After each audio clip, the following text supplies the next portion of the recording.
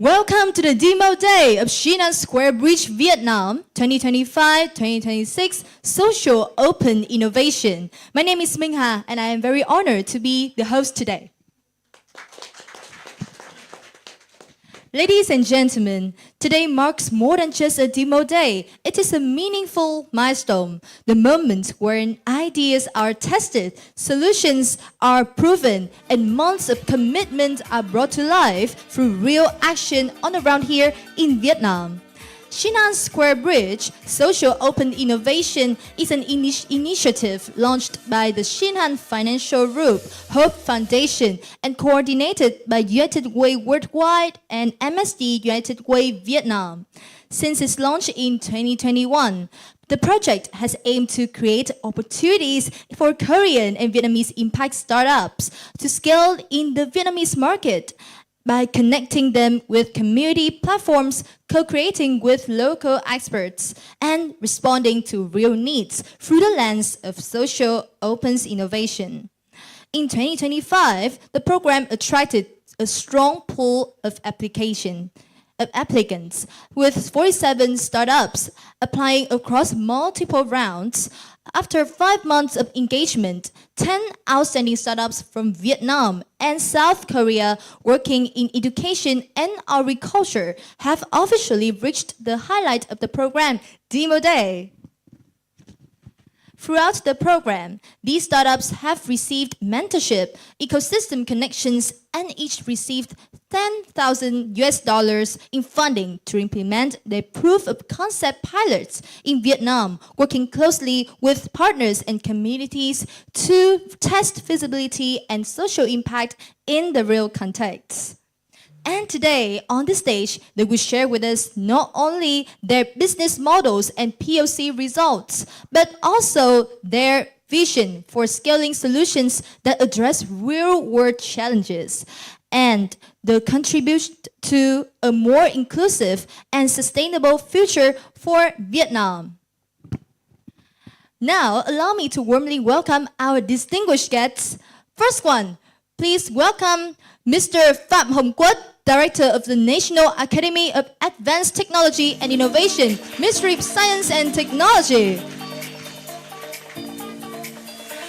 Yes, and the second one, Your Excellency, Mr. Lê Toàn Thắng, Director, National Startup Support Center, NSSC, Ministry of Science and Technology, who is joining online with us and will join in person in a later session. Please give a warm welcome. Mr. Phạm Duy, Head of Incubation and Investment, National Startup Support Center. Yes, and from Shinhan Square Bridge, Mr. Sok Kon Son, Project Owner, Shinhan Square Bridge, Shinhan Financial Group Hope Foundation. Thank you so much for pausing. From the implementing organizations, Ms. Hu Young, Vice President, Southeast Asia, Korea and Japan, United Way Worldwide. Ms. Nguyễn Phương Linh, Executive Director, MSD United Way Vietnam.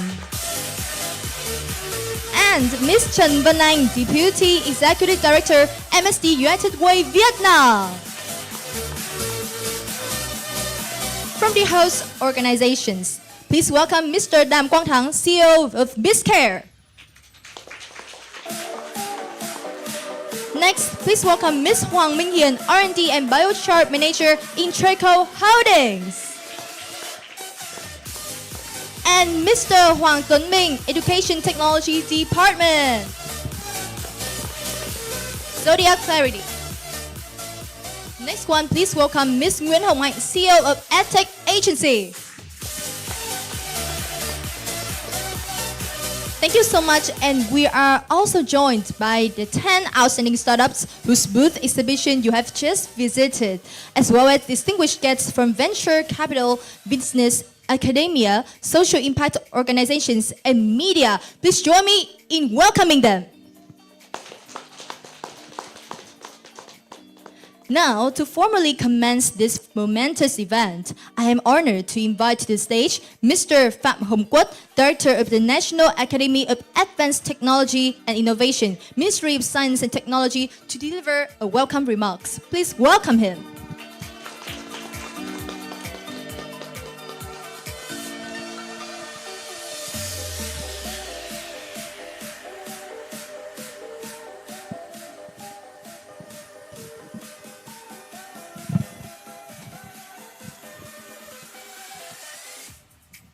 Thank you very much. Actually, it's the first week I moved to the new position. 7 days ago, the Prime Minister signed the decision to set up a new agency to promote the innovation, startup, and speed up in Vietnam. That's name you can see a bit long. National Academies of Advanced Technologies and Innovation. In short, it's a NASANTech, a bit different with the previous agency I worked for. NATEC, now NASANTech. It's easier for you to remember. All the staff we work with in NATEC now almost moved to the new agency. To implement the new mission is bring on, we promote the government to write down in the law regulation to bring it into practice, implement enforcement, and to make the economy grow double exit from now to 2030. It's a very big mission, big duty. It's a great challenge, not only for the policymaker, for the academia and industries, and all the researchers, patentists, scientists should learn business model, how to get money from technology. So to just here, not only help the startup, but should help us to check, to educate the researchers and the scientists also. From this year, 2026, we will launch a kind of strategy, national strategy for startup and spin-off in Vietnam. To support these strategies, the government will set up the National Fund for Venture Capitals, the name, under the new law. So I'm also the member of that investment board. So today I visited and see very potential startup for the future, unicorn, soon unicorn, and candidate for the National Venture Fund. This demo day, I think, is very soon in the 2026. And open a new challenge, new opportunity for the young scientist researcher for Vietnam to work with the startup, young generation, to create a comprehensive ecosystem. So we need your support, the mentor, advisors, angels, capitalists to join with our ecosystem. So in the new position, I have commitment to accompany with you, take care of you, and invest together for the next generation. Thank you very much. Thank you for your inspiring opening remarks, and once again, congratulations. Yeah, and continuing the program, it is my pleasure to invite Mr. Sok Kun Son, project owner of Shinhan Square Bridge, Shinhan Financial Group Fund Hope Foundation, to deliver opening remarks to our demo day. Please join me in welcoming him.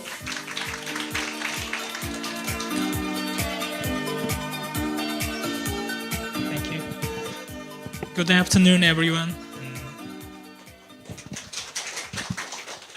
Okay. First of all, I would like to express my sincere gratitude to Mr. Kwat for being with us, always being us, and for your strong support for our program. And I would also thank all our respected judges joining this demo day and for sharing your time and expertise. Thank you so much. And to our good partners and coaches and demand companies and all stakeholders, thank you for supporting this journey. This year, there have been many meaningful moments. One of the most impressive for me was how much TechPass has grown. Yeah, yes. The fact that an international track has opened, it clearly shows Vietnam's ambitions to connect local innovation with the world. I was truly inspired by that.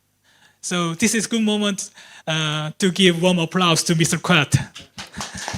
Yes, and MSD and UWW, thank you so much. So from my perspective, this today's demo day is just more than closing event. This is a moment, it is to show, to persuade, to something, to show your POC journey and outcomes, and to build your connection, strong connection with key stakeholders in Vietnam, and to identify outstanding team for more support. In social open innovation, startups are not only technology provider. Startup are problem solver who create social value, solutions that improve lives and communities, while also that the model can be sustainable and scalable. So today I have two hopes and one request. First, to our startup members, please tell your story clearly. What problem you focused on and what result your POC journey and what you want to build next in Vietnam. Okay? And second, to our judges and guests, your honest feedback and sharp question and warm encouragement will help these startups grow beyond today. And my request to everyone in this room is simple. Please connect. A short conversation, one introduction or one partnership discussion can be the turning point for a startup and you. It can be the beginning of real social impact. Okay, once again, thank you for being us today. And I wish the whole team the best of luck. And I look forward to inspiring pitches and meaningful collaboration. Thank you. 감사합니다. Thank you, Mr. Sokun-son, for your opening remarks and also the organization's strong commitment to advancing the innovations and solutions for Vietnam.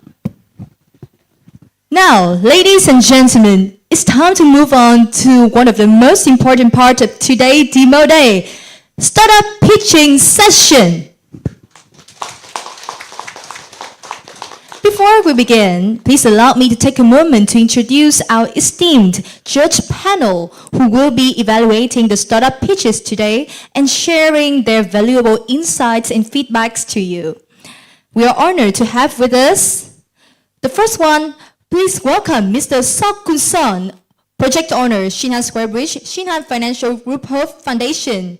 Please stand up. For everyone, please give him a warm round of applause. Thank you so much. The second one, Mr. Phạm Duy, Head of Incubation and Investment, National Startup Support Center, Ministry of Science and Technology.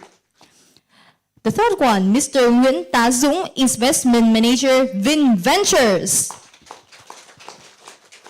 Next, please welcome Mr. Đoàn Hải Nam, Principal, Think Zone Ventures.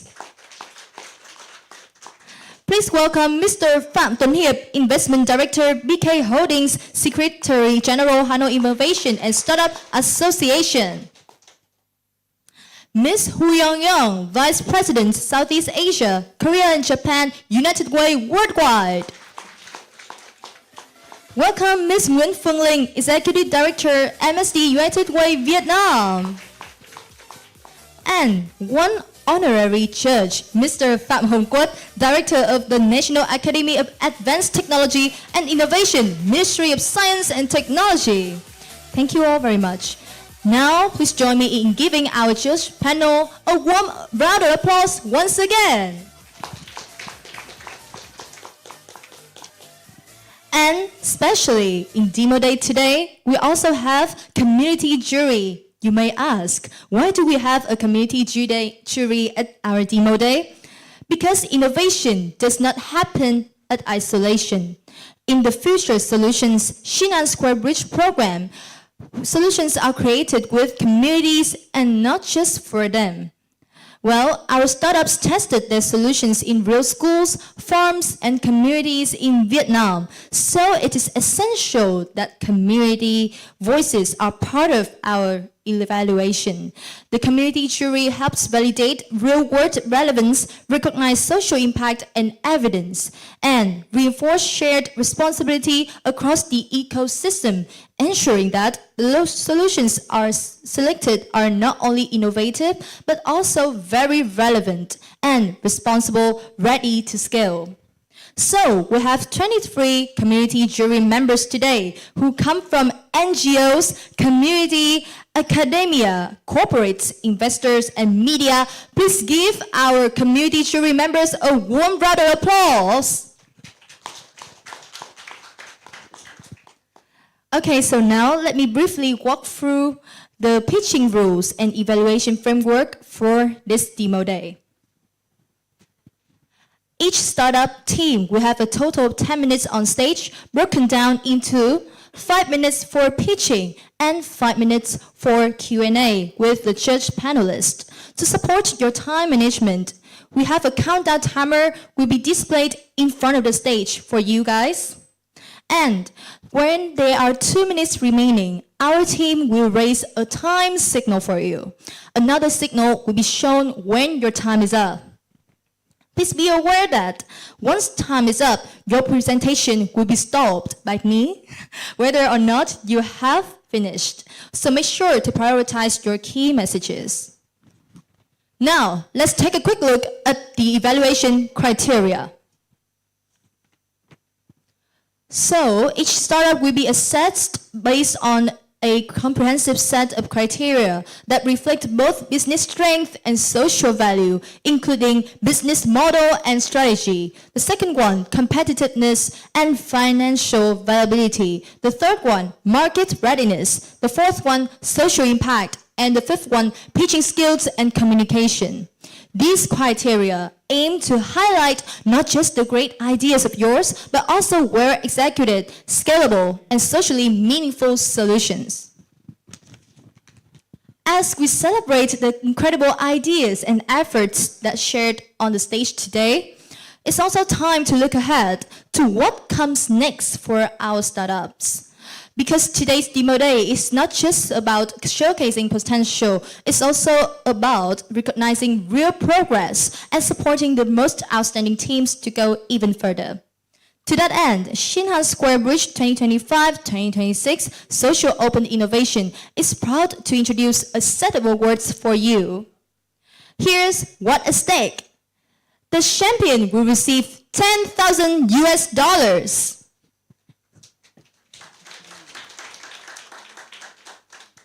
Next one, the first runner-up will receive $7,500. And lastly, our 2 second runner-ups will each receive 5,000 US dollars. Yeah. Sounds really interesting, right? Now, in addition to these main awards, we also have a special prize that puts the powers in your hands, the Community Vote Award. And yes, like I said, we invite you, our community jury panel, to be part of the judging journey. Voting will be conducted via the QR code on your badge. You may vote for up to 3 startups throughout the pitching session based on the solutions you believe demonstrate the strongest social impact. Voting will remain open until 1 minute after the final startup has pitched. The startup with the highest number of votes will be recognized as the community vote winner at the end of the event. And let your voice be heard and help us celebrate the solutions that inspire you the most. Best of luck to all of our startups today. And now, the demo day of Shinhan Square Bridge 2025-2026 Social Open Innovation is officially began. To begin today's pitching session, please welcome Abrams to the stage for their first pitch.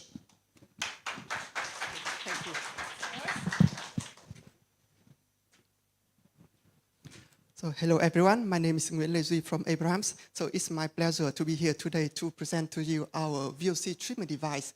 As you may know, the VOC is a volatile organic compound that is harmful organic vapors contributing to the air pollution. So our business area is for the air treatment pollution, focusing on the VOC treatment. And our mission is to make the air as beautiful as the Brahms music. And this is first the business opportunity. This is a graph for the anticipation of the VOC market size until 2033.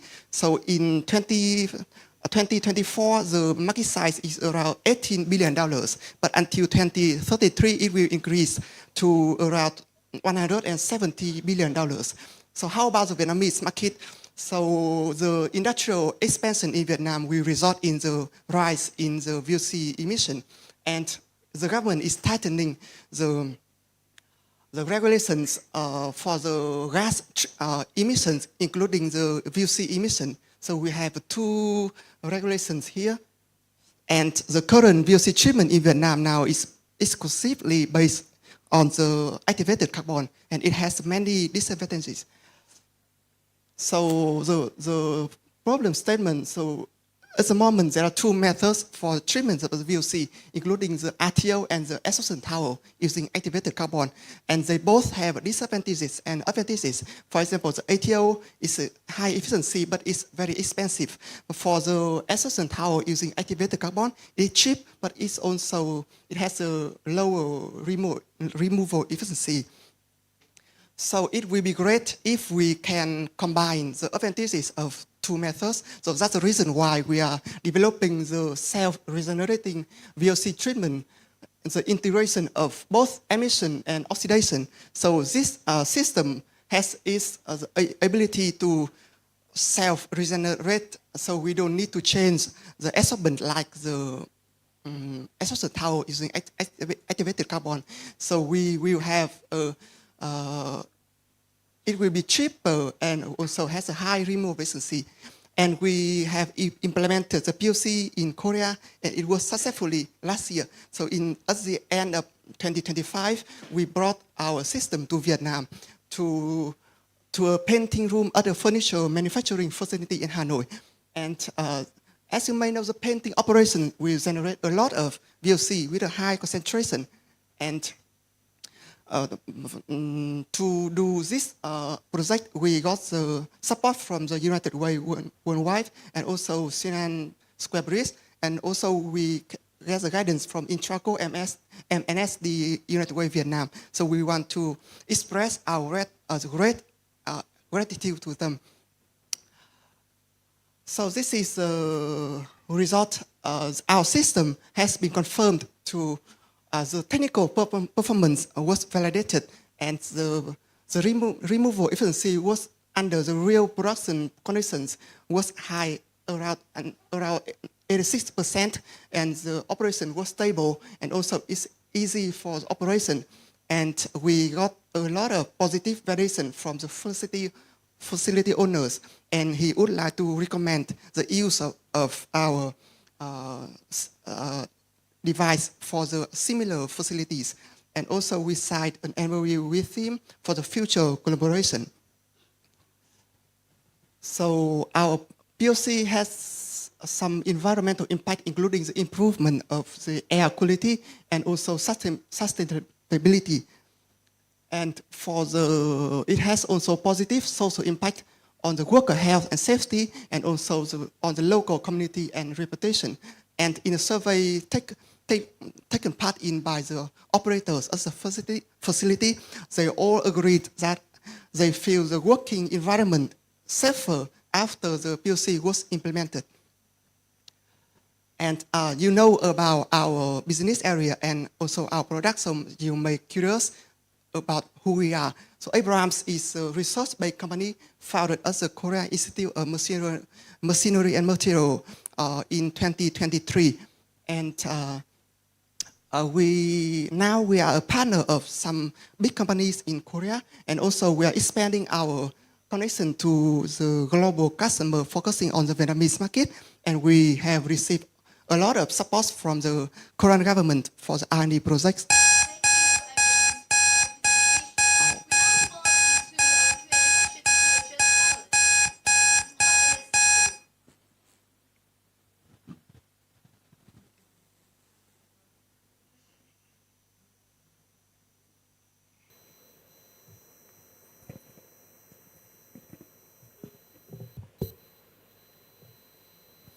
Hello. Yes, hello. Yeah, thank you for your presentation. I have a question about, can you share more?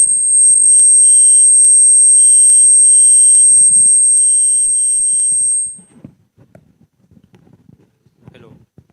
Oh, can you share more about the POC partner that you have been doing POC in Vietnam? I want to know about what sector and the scale, the size, and the demand, the needs of the POC partner in Vietnam. Yes. Thank you. Thank you for the question. So our POC partner in Vietnam was painting a furniture manufacturing factory. So in that factory, they are running a painting room. So as you may know, the painting will generate a lot of VOCs, and it will. So basically it's smell.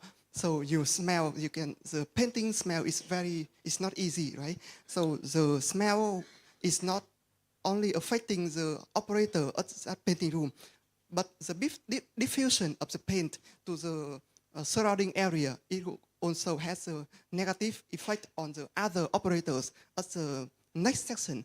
So after, and the space was totally open, so actually they didn't have an effective solution to treat the VOC at that time. So when we did the POC, we make a closed space. So we want to treat the VOC before it is released to the environment, and also to prevent the diffusion of VOC to the surrounding area that will affect other operators also.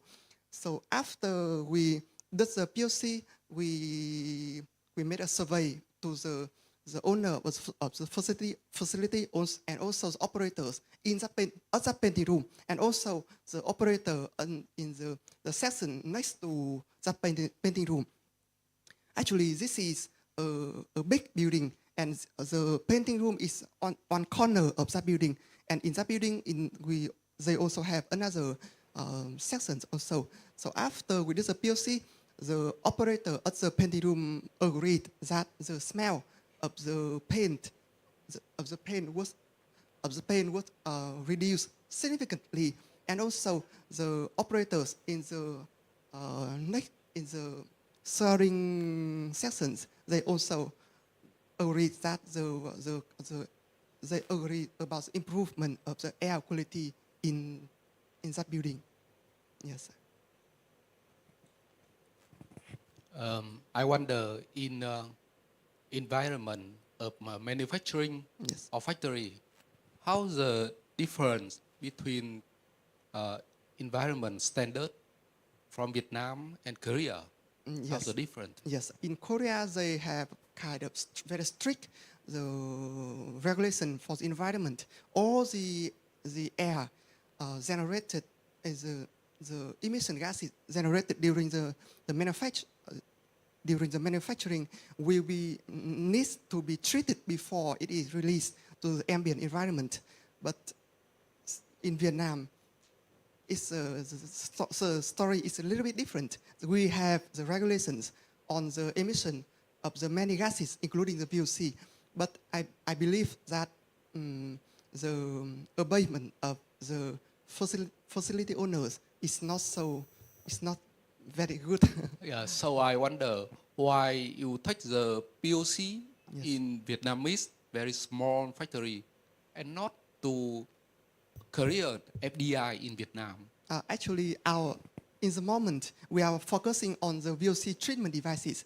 So it's still in the R&D status. So at the moment, the capacity of our device is still small. At the moment, it's suitable for the SMEs only, but for the bigger companies like FDIs, so it will take a little bit more, maybe 1 or 2 years. So at that time, our technology will be mature. So we will be able to handling all the capacities required by the customers. Yeah, thank you. So I hope that it answers the question. Yes, and thank you, Abrams and the judge panelists, for giving the comments for this team. Yeah, thank you very much. So I would like to say one more sentence. So please join us as investors and partners, so we can bring the best product to our customer and also earn money together, of course. Thank you. Thank you. So please show your Zalo email here.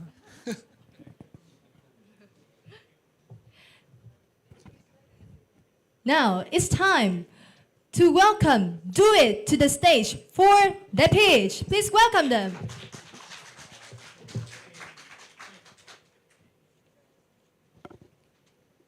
You will have 5 minutes for pitching. Can you start with the Xin video, chào, please? chào mừng bạn đến với Trung tâm Trải nghiệm An toàn Rescue.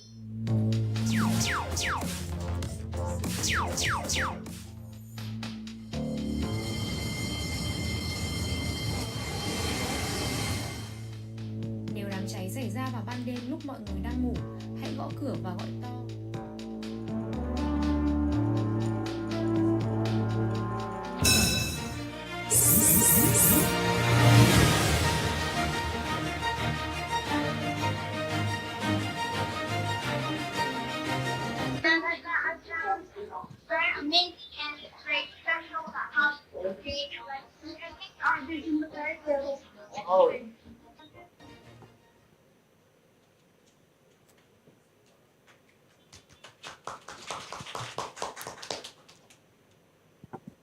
Good afternoon, I'm Jimin from Do It. We create extended reality content, especially for safety training. Every day, accidents and disasters take lives. And in many cases, even after safety education, people don't know how to react in the real situation. This is where we started. The best way to learn these skills is through experience. But the real experience can be risky and expensive. So we use extended reality to provide practical and realistic experience. We started our business last year, and it's already used by Korean public institutions. We found out that Vietnam is facing similar problem to Korea. According to the World Risk Index, both countries are highly ranked and exposed to disasters, and they are lack of education and training. So through our POC period, we focused on building content based on local needs of Vietnam. We continuously got advice and feedback from MSD and local Edtech experts. So we completed 6 localized contents, including tutorial, fire safety, and traffic safety. They are all localized designed and contains Vietnamese language support. So we brought these contents into 4 steps, and this is the photo of An Linh Charity School in Ho Chi Minh City using our content. And beyond the POC school, we try to meet more Vietnamese users. So we joined TechFest, AI for Good, and NTTU Showcase to meet the potential customers and got honest feedbacks from them. And we conducted a survey. So we found out that 97% of the students didn't have any chance to get the hands-on learning experience for the past year. It's probably because of the money and cost to get to the professional centers. So we brought our content to the classroom, and they showed 7.5% of improvement in safety awareness and also positive feedbacks. We are going to focus on making contents and providing support services in Vietnam, and we are going to collaborate with Vietnamese Edtech companies for distribution and localization of our content.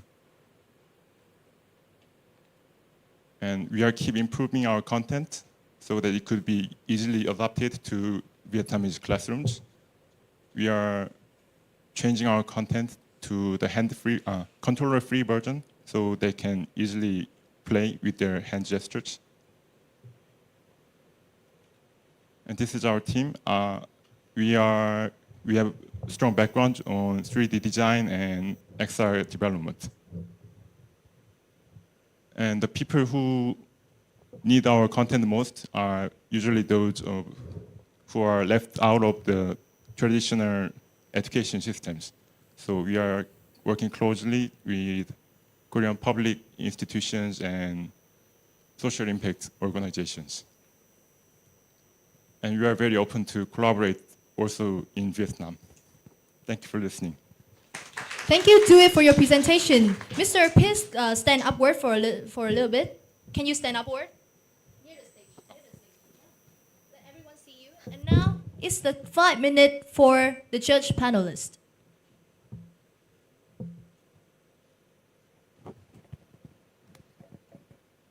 Thank you for your presentation. Actually, I have 2 questions here.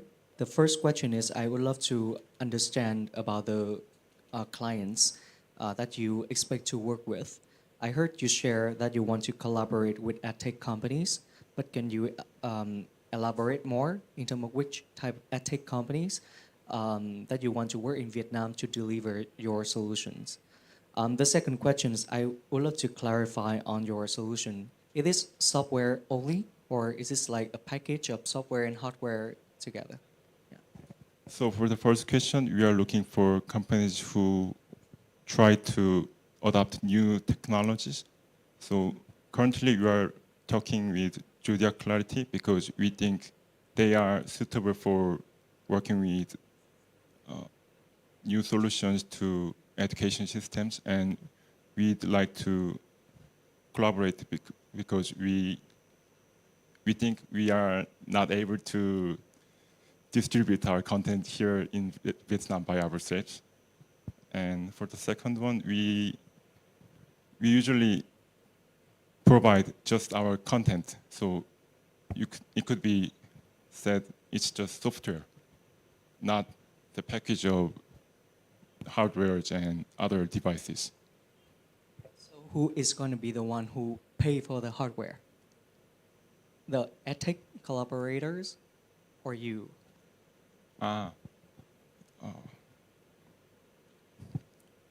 We heard that Vietnamese schools and governments are trying to adopt VR solutions to their education system. So we hope that schools can buy the device by themselves, and we can just provide our content or adapt the content into the devices so that they can use in school. So it could be paid by schools or governments of Vietnam.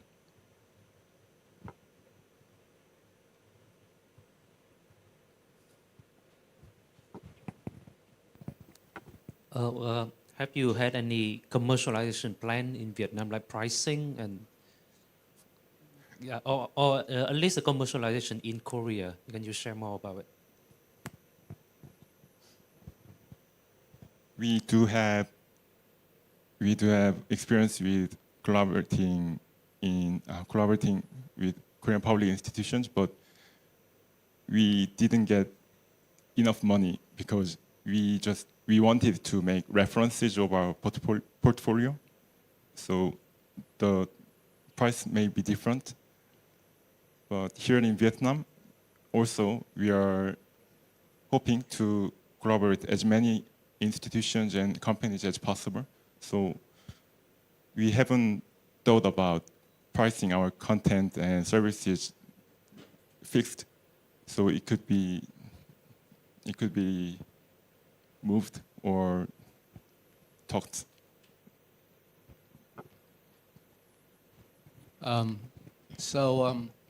Where in Vietnam you will go to market first, Ho Chi Minh City or Hanoi?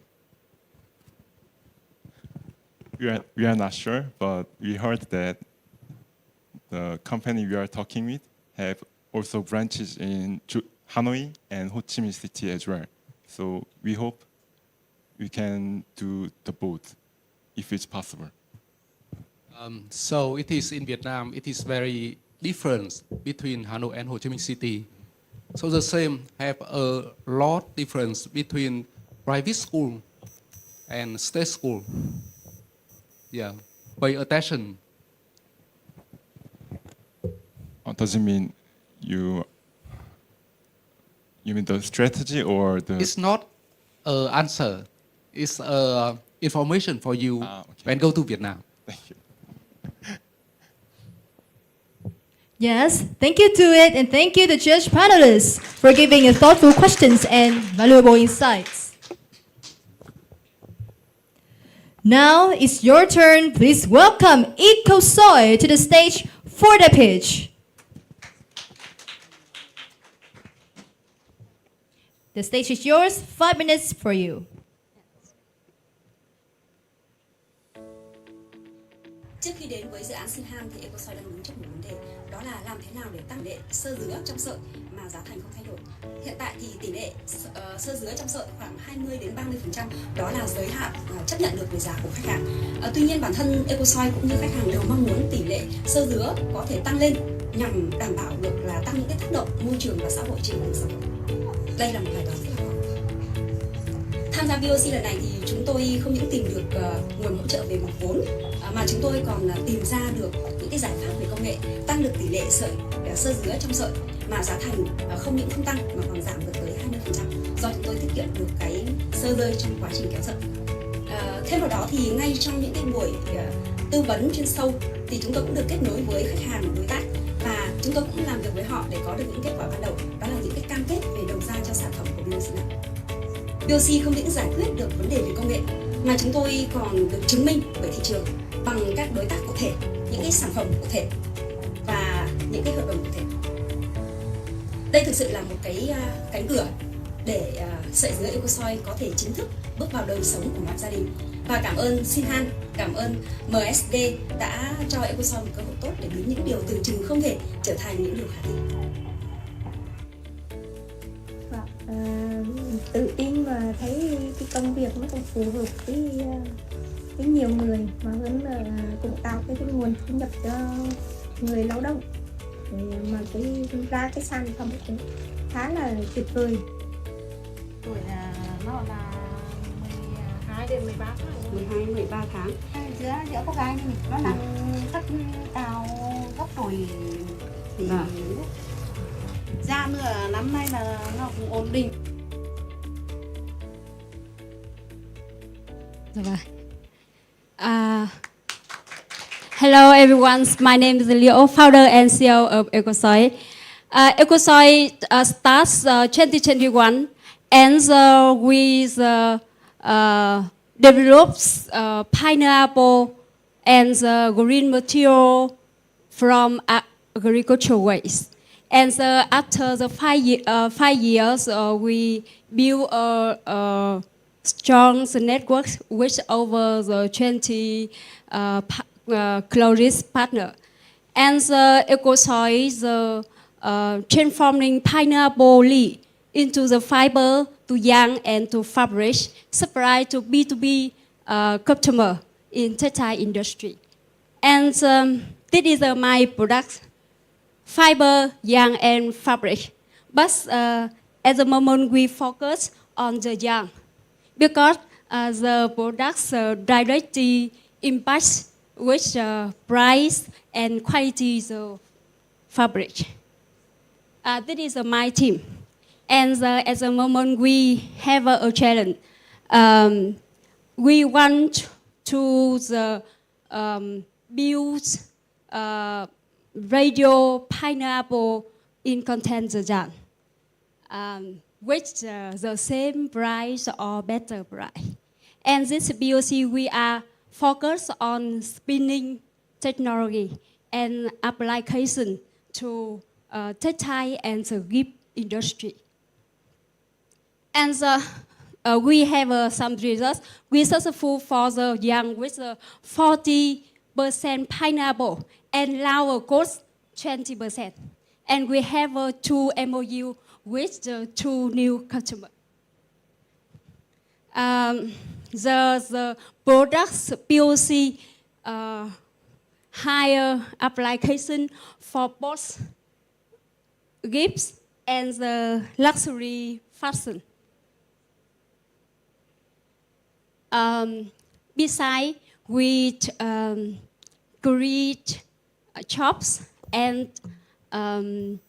additional income for around 10 farmer family. And we can reduce 17 ton carbon dioxide related to atmosphere. And the POC products are higher scale up in the Vietnam markets. And EcoSoy emission is a protection environment. We are providing green material from agriculture way. And thank you so much. If you want to create this beautiful impact, Thank you so much, EcoSoy, for your presentation. And now we will move on. Move into the Q&A session from a judge panel. Okay. Thank you. Please let me some questions. So with the Shinhan program, do you have any plan go to Korea market?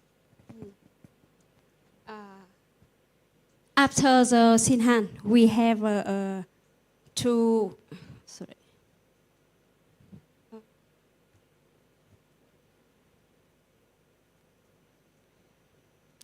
After the Shinhan, we have 2 products.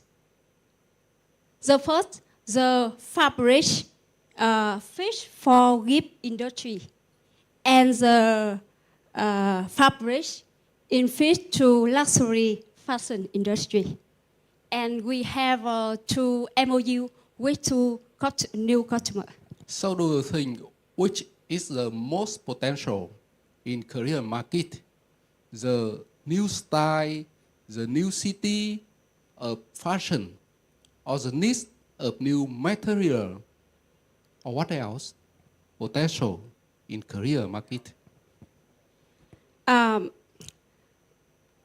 The now, after, before the BOC, we have a yarn with a price higher, and content in the yarn is lower. But after BOC, we successful spinning with the new technology, with the higher radio pineapple fiber content in the yarn, and price low 20%. Yeah, it's very easy to the fit to market for both industry, gift industry and luxury fashion industry.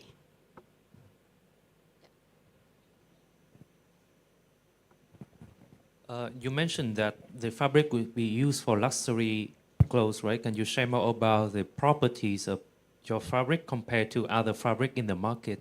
Yeah. The pineapple fiber, pineapple fabric, the same the linen. Do you know the linen?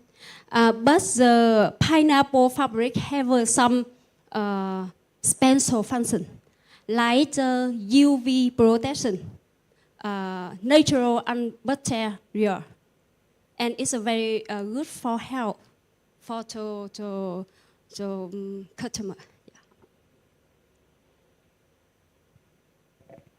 Actually, I have two questions. I'm curious, who are 20 partners that you mentioned? And the second one is, could you elaborate more on the MOUs that stated that you signed with Lê House and Kim Việt? For example, like on which products here, for what purpose, and also the size of the MOU as well, like any other information. Yeah. Because the POC a short time we met, and after the POC we had the product, and immediately we connect with Kim Việt and Lê House, and we have a MOU.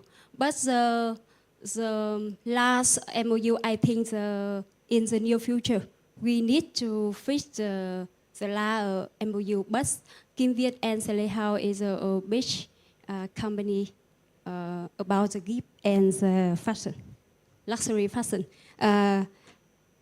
Lê House has some store in Vietnam and Singapore. And who are like 20 partners that you stated in No, the slide? 20 partners over the world. Yeah.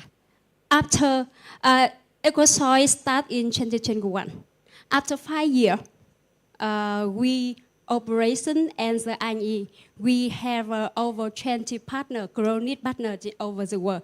EcoSoy exports the fiber and yarn to Japan, Korea, and some countries around the 10 countries. Yeah.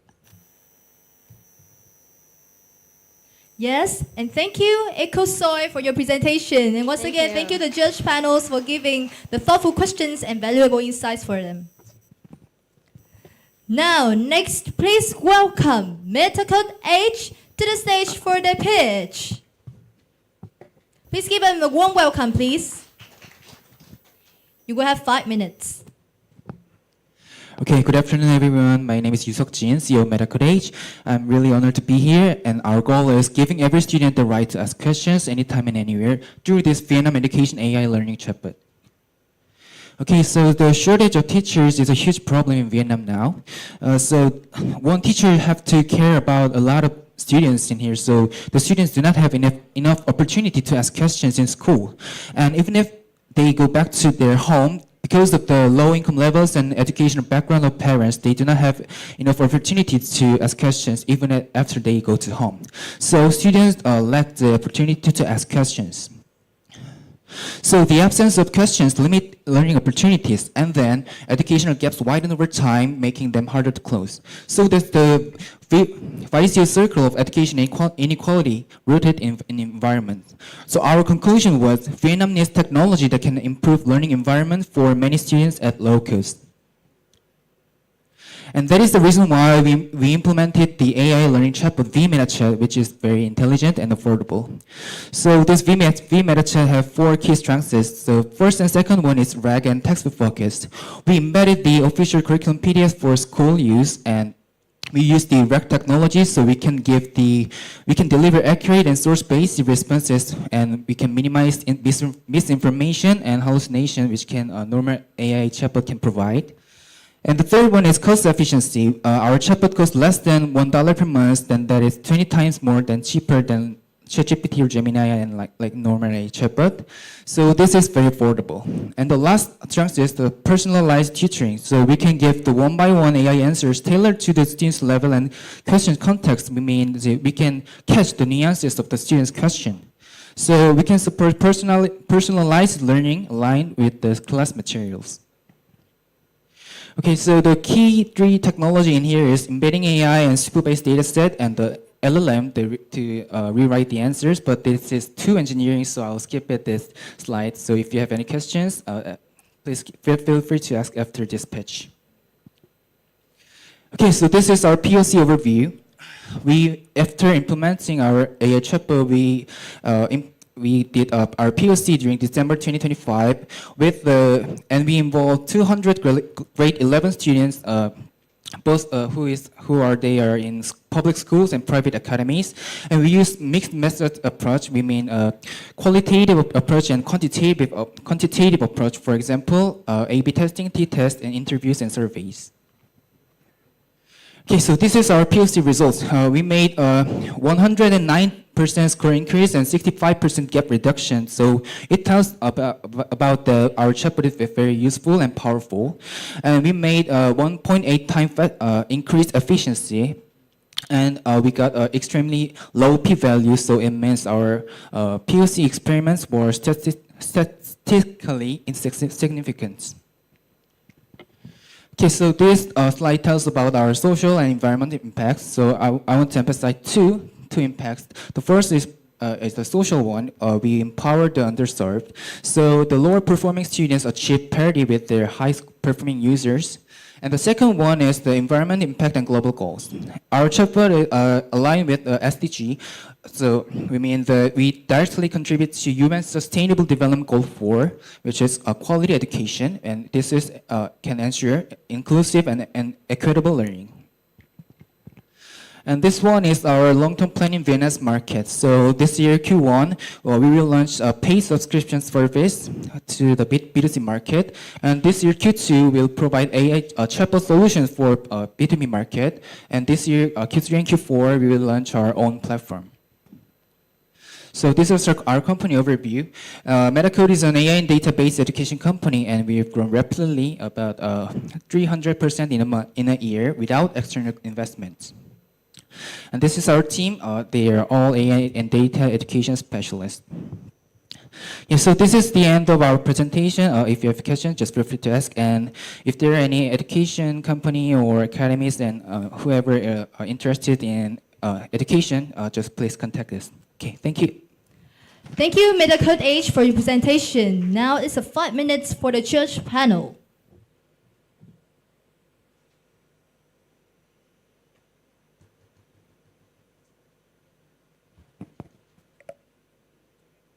I want to ask about the technology advantage or uniqueness of your platform compared to similar solutions in Vietnam. Have you conducted any comparison analysis in Vietnam? You mean the performance analysis? The comparison analysis, like similar product or technology for K-12 students in Vietnam. Okay, I will explain the in technology part and our POC experiment parts. So if normal AI chatbot get the question, just make an answer and give provide to the question. But we make an embedding AI and we got the similar research, so we can give the actual content, the actual related answer with the official textbook. And yeah, so in here we utilized A/B testing. So group A used our VMeta chat, and group B used normal chatbot like ChatGPT and Gemini. And in the satisfaction survey, we got a higher score than the group B. Okay, so that was the main difference in the technology and the result that in a qualitative part. Okay, from your POC project, I'm curious that how do the students use your platform? Do they use it after class, or do they use it within the highly integrated in the curriculum at the school? Oh, they use our chatbot after school when they're doing homework or preparing their exam. And do you have any like links or connection with the result, how students study at home with the how they interact with the study at school with the teachers. Like, do you include teacher in the study flow of the student using your platform? Okay, yeah. We can check the number of the question they question to our chatbot, and we can provide that information to the teachers in the schools and academies, so they can encourage the students to ask more questions in their home, and they can check the questions and they can know what is the main question of that topic, or like in the page. Yeah, so they can use that. A teacher can use the AI chatbot as an assistant to give information about this question about the students. Okay, my last question is, can you share about the feedback from the school and the teachers? Oh, okay. So we do not have any like an incentive to give students to use this chatbot, because they do not have to use this chatbot. So we make so in the first week they do not use our chatbot well. So we made some incentives to who make a lot of questions. We get some like some delicious food to give that to the students, and after we made that incentive, the number of the mean number of the asking question is increased. Yeah. In Vietnam, you can see internet everywhere, smartphone everywhere, and very cheap. So for Vietnamese education, maybe almost families, they do not pay money for information. They pay money for opportunities, education.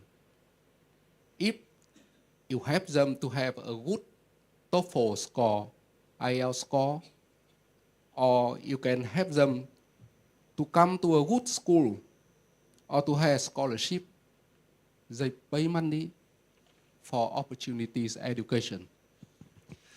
So I think your chatbot, your solution can do not only knowledge transfer and can give them opportunity transfer for education. So my question, what about the niche market education in Vietnam? You do POC, niche market. Okay, so I have just 8 seconds. So we can provide free version and paid version. So every student can use this one in free, and we can earn revenue. Yes, thank you, Mr. Code H, and thank you to our judge panelists for your comments and feedbacks. Next, please welcome to the stage Plantner for their pitch. 5 minutes for you. Okay, good afternoon. We are Plantner, creating new value from natural local byproduct that is commonly considered useless. So Vietnam is facing lots of problems from the agri-food byproduct. On every year, they cost billions of dollars to process it for environmental protection now. And by working together in the local entities, we also experienced and heard lots of problem in real lands from this kind of local byproducts now. And Vietnamese agriculture is also facing and suffering harmful cycle that because of their chemical overuse.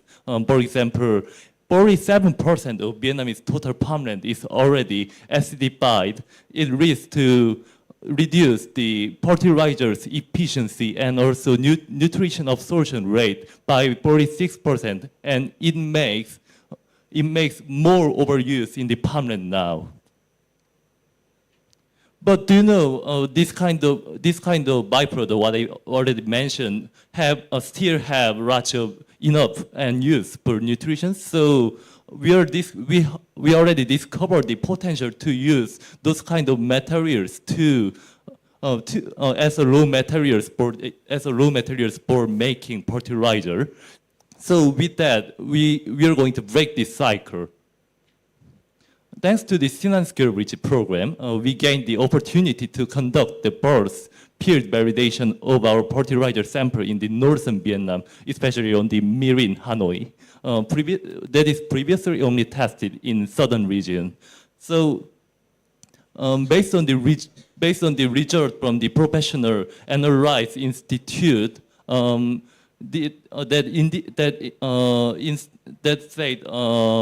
our fertilizer sample already have not one of the highest organic matter content in the Vietnam, and our fertilizer can improve soil quality and crop yield both at one time. And thanks to those kinds of research and outcomes, we have accomplished achievements such as we won the prize on TechFest Vietnam 2025 and broadcasted on VTV2, and we are already working with farmers across 5 provinces in southern Vietnam now. So targeting $1 billion scale Vietnamese organic fertilizer market, we already secured POC, so validate our fertilizer's quality over 14 hectares farmland now, and we also secured to launch our new project with very important our local partners such as Công Province Agricultural Extension Center and also some multinational food companies, including Sunrise is the Australian rice company. So our solution is not just a product, it's a localized business model. By correcting byproducts from the local side, we can cut our cost to make the fertilizer, and we can sell to the local entities who need our fertilizers now. So by doing this kind of model, we can make a circular resource model with the local entities now. So we have been preparing 2 years from 2023 with local entities to validate our solution in Vietnam's real palm, and we are now preparing to launch our first product on the next quarter in Vietnam. And our solution is already ready to expand to whole ASEAN countries, starting from the Vietnam and Thailand. And our team, Prentner, holds a high potential and young team with lots of experiences on related fields such as chemical engineering and plant biology. So now we are looking for some partners who can support to distribute our fertilizer product and make some more opportunities. Please. Thank you, Planner, for your presentation.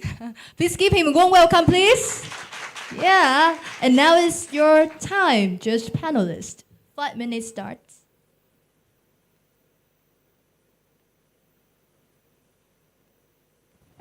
So you have a very good partner in Vietnam, that is Edtech.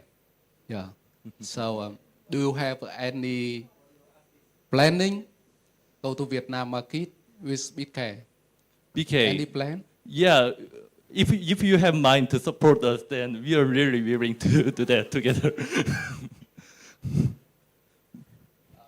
So you can expect Edtech can be a gate or a window go to Vietnamese market.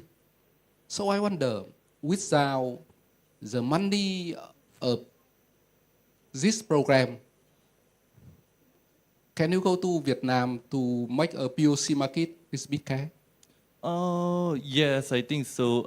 And our sales model now is also we have two estimated customer model. One is the agricultural cooperatives who export their crops to the other countries, especially on EU and Middle East countries, because their organic fruit regulation is quite harder than other countries. So the first customer is like that, and the second one is such as the Sunrise, the global food companies who cultivate their crops in Vietnam. So our fertilizer is trying to develop to meet their requirements. So based on that, we can make some pilot cultivation first with the small scale, and we can scale up with the larger scale and more various crops, I think.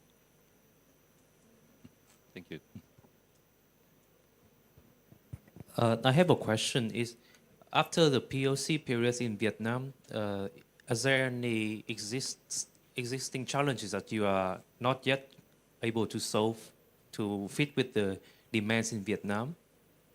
Because I think it's one of the biggest problem between the Korean and Vietnamese system. The Vietnamese regulation about the fertilizer quality control is quite hard and it contains more details than Korean. So we are really hard to understand whole regulations and fit our product to meet the standards. So we are trying to hard about that now. Besides the regulation, is there any other challenges when working with farmers or demand of the farmers? It's okay because we already work together with local entities who already understand about the agricultural land, such as the agricultural extension center or some local universities. So it's okay, but without those two customers, what I already mentioned, we are also looking for some fertilizer distributor who can distribute our fertilizers to the other province where we haven't visited yet. But it's quite hard to find some information or some contact of them. So I think that's one of the biggest problems for us now. Could you share some of the information on the pricing? On pricing, and compare to other like local solutions. Okay, so in organic fertilizer group, there's also two units. One is the common organic fertilizer, commonly made by the chicken manure. It's only around the 400,000 Vietnamese dong per the package. But our fertilizer have the really one of the highest, the highest organic matter content, and also one of the highest humic acid. It's the very useful component to grow the crops. So like us, the premium model, the price is they are commonly imported from the other countries. So their price is around the 900,000 per package now. But our estimated price is around the 800,000 because we source all of our raw materials in the Mekong Delta region, and also we already proceed the OEM with local manufacturer now. So I double with the other. But in the premium model. Thank you. Yeah. Thank you, our team planner, and also the judge panelists for giving the comments and feedback for each team. And now we have come to the end of our first pitching block of today's Demo Day, a strong opening that has brought forward diverse ideas and practical solutions and inspiring perspective. And it's now for a 5-minute break. Yeah, let's relax a little bit and have some time for you. We also have provided tea break in the lobby area right outside the main hall. Please feel free to enjoy some refreshment while networking. And don't forget to participate in community vote by scanning the QR code on your name badge. And you may vote up for free startups whose solutions you believe that They demonstrate the strongest social and environmental impact and relevance to Vietnam's context. And we will come back for the next 5 minutes. I will remind you.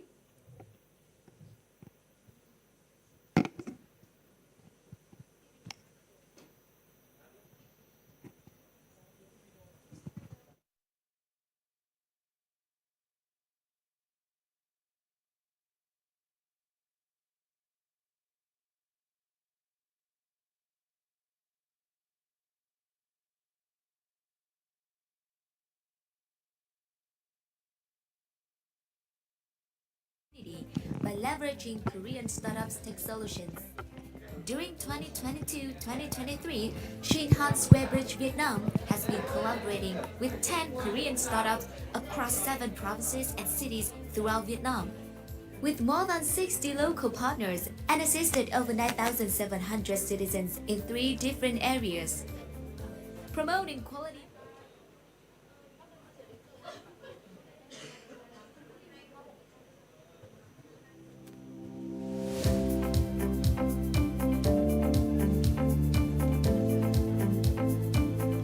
Shinhan Square Bridge Vietnam has established a Vietnam Living Lab platform to create social values in the Vietnam community by leveraging Korean startups tech solutions.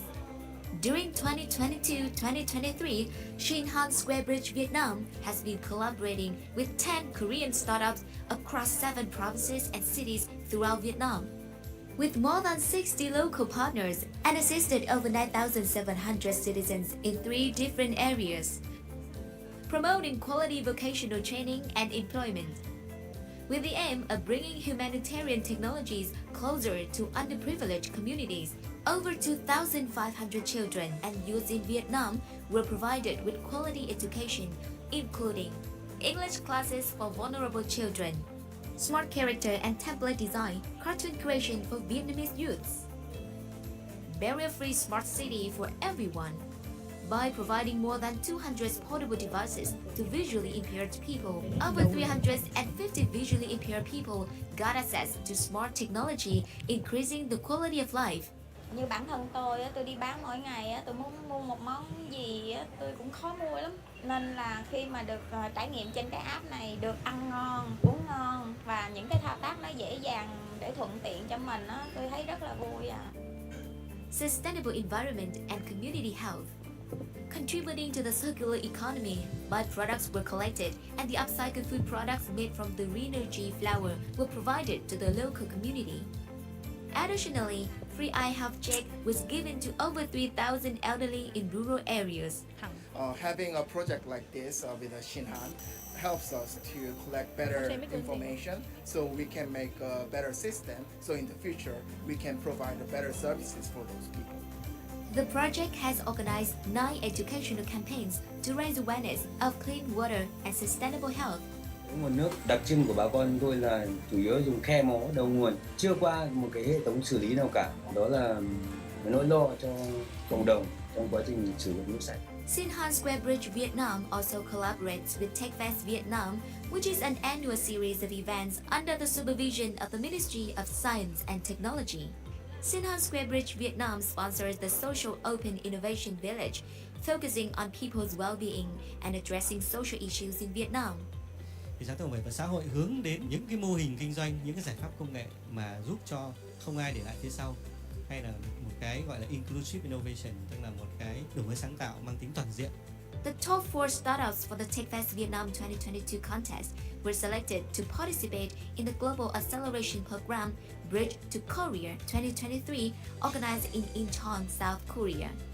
Shinhan Square Bridge Vietnam is committed to always striving for a future where no one is left behind.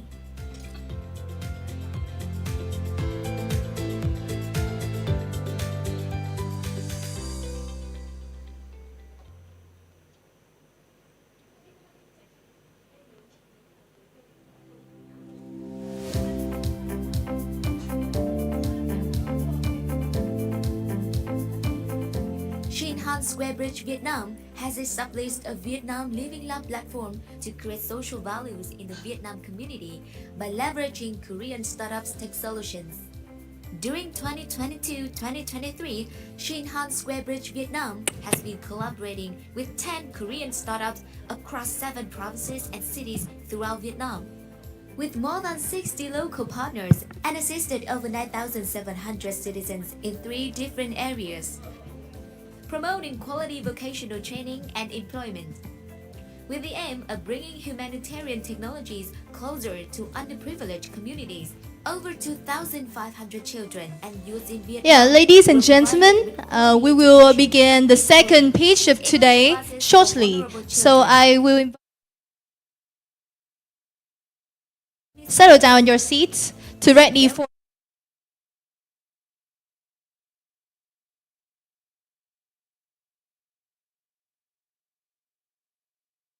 people got access to smart technology, increasing 1 more minute, yeah.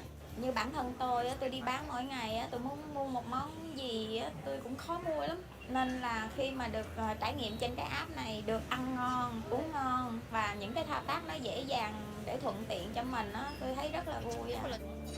sustainable environment and community health. Contributing to the circular economy, byproducts were collected and the upcycled food products made from the Reenergy flour were provided to the local community. Additionally, free eye health check was given to over 3,000 elderly in rural areas. Having a project like this with Shinhan helps us to collect better information so we can make a better system, so in the future we can provide better services for those people. The project has organized 9 educational campaigns to raise awareness of clean water and sustainable health. Nguồn nước đặc trưng của bà con tôi là chủ yếu dùng khe mó đầu nguồn, chưa qua một cái hệ thống xử lý nào cả. Đó là nỗi lo cho cộng đồng trong quá trình sử dụng nước sạch.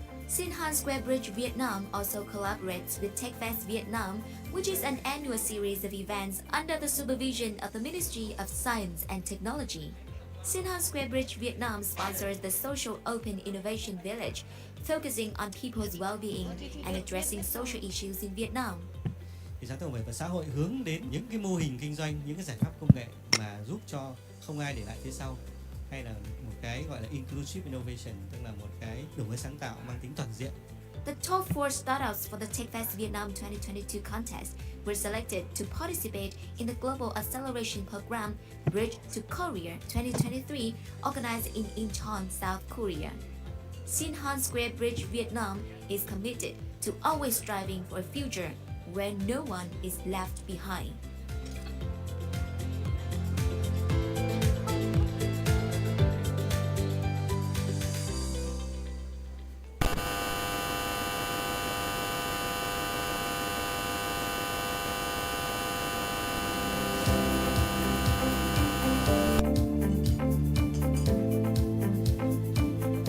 Shinhan Square Bridge Vietnam has established a Vietnam Living Lab platform to create social values in the Vietnam community by leveraging Korean startups' tech solutions.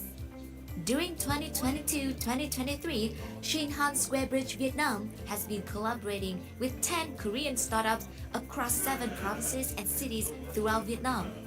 With more than 60 local partners and assisted over 9,700 citizens in 3 different areas, promoting quality vocational training and employment, with the aim of bringing humanitarian technologies closer to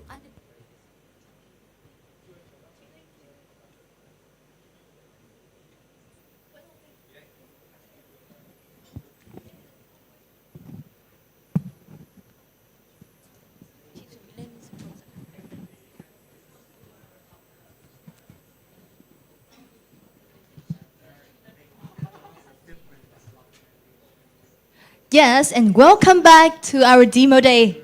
Well, now we will continue with the second pitching block featuring the remaining 5 startups who will take the stage to present their solutions and proof of concept result. Let us begin with the first startup of the second block. Please welcome Recycle Ledger to the stage.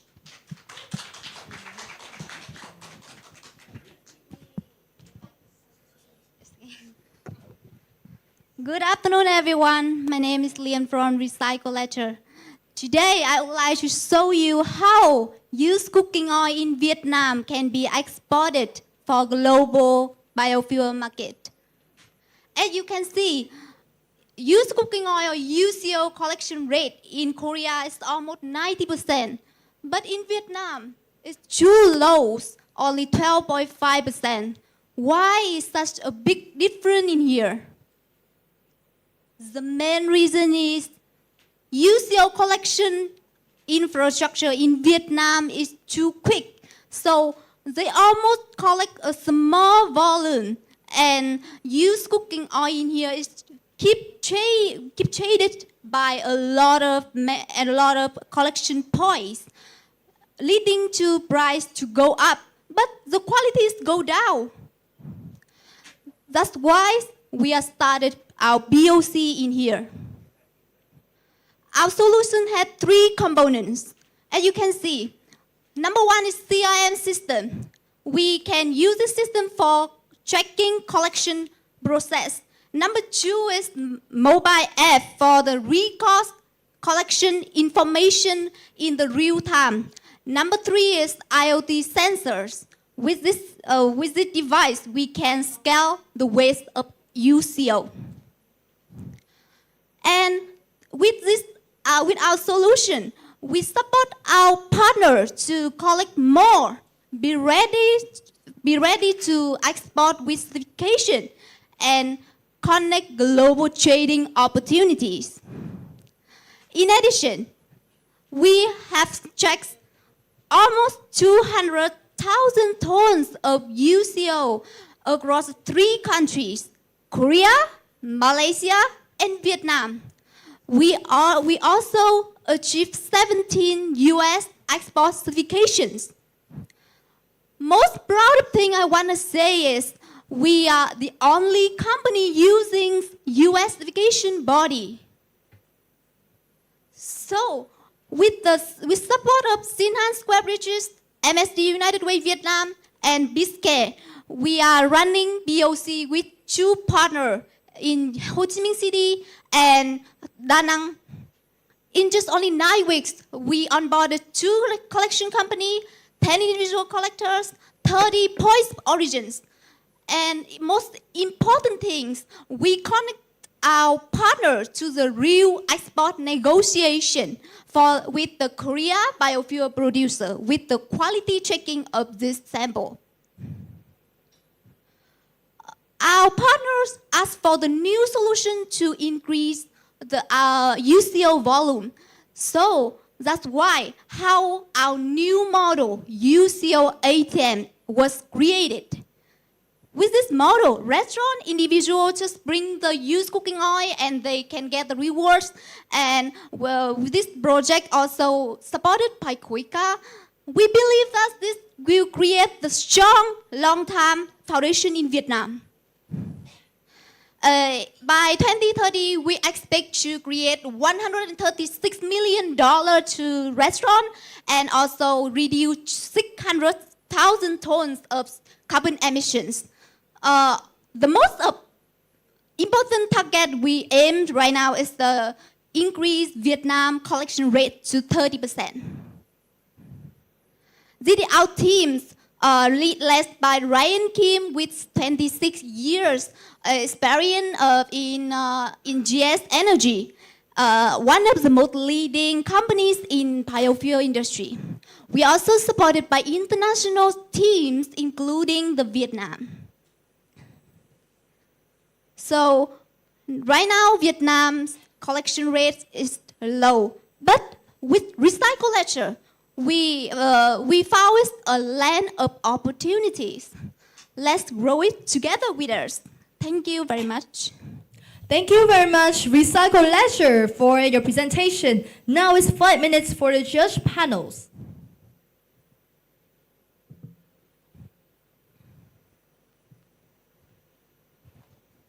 Thank you for your presentation. Can you share more about your POCO achievements in Vietnam and about your business model? Also, how do you generate revenue?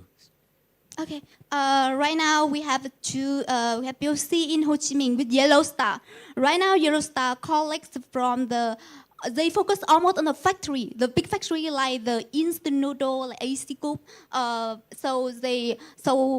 With our system, they can traceability. There's UCO with the high amount of UCO, and with the Da Nang, they focus on the restaurant around the Da Nang city in center city. So with the revenues, to be honest, right now we count for like. We will count for $10 per one metric ton of based on our solution.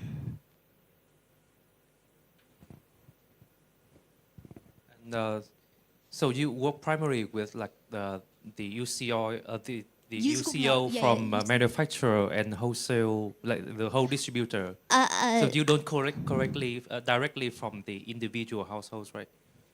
Okay, I will clarify this. Our company is provide solution, technology solution for the UCO collection company. We not collect it. Yes. Okay, and I'm curious about the economic benefit for the tracking, and you mentioned you use also blockchain for that. Yeah, yes. So I'm curious, like, what is the economic benefits for the clients to use your system?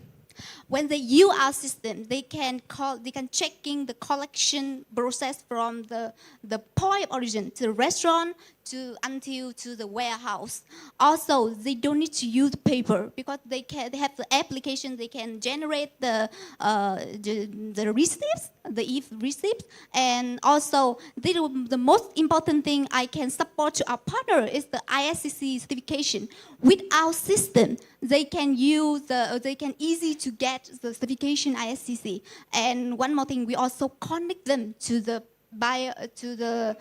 Korean biofuel producer, like to the Korean biofuel producer. Like we will ask them for please give us the sample, and we can go to the Korean and give to the factory, and you have and after get the results, they have the opportunity to export it.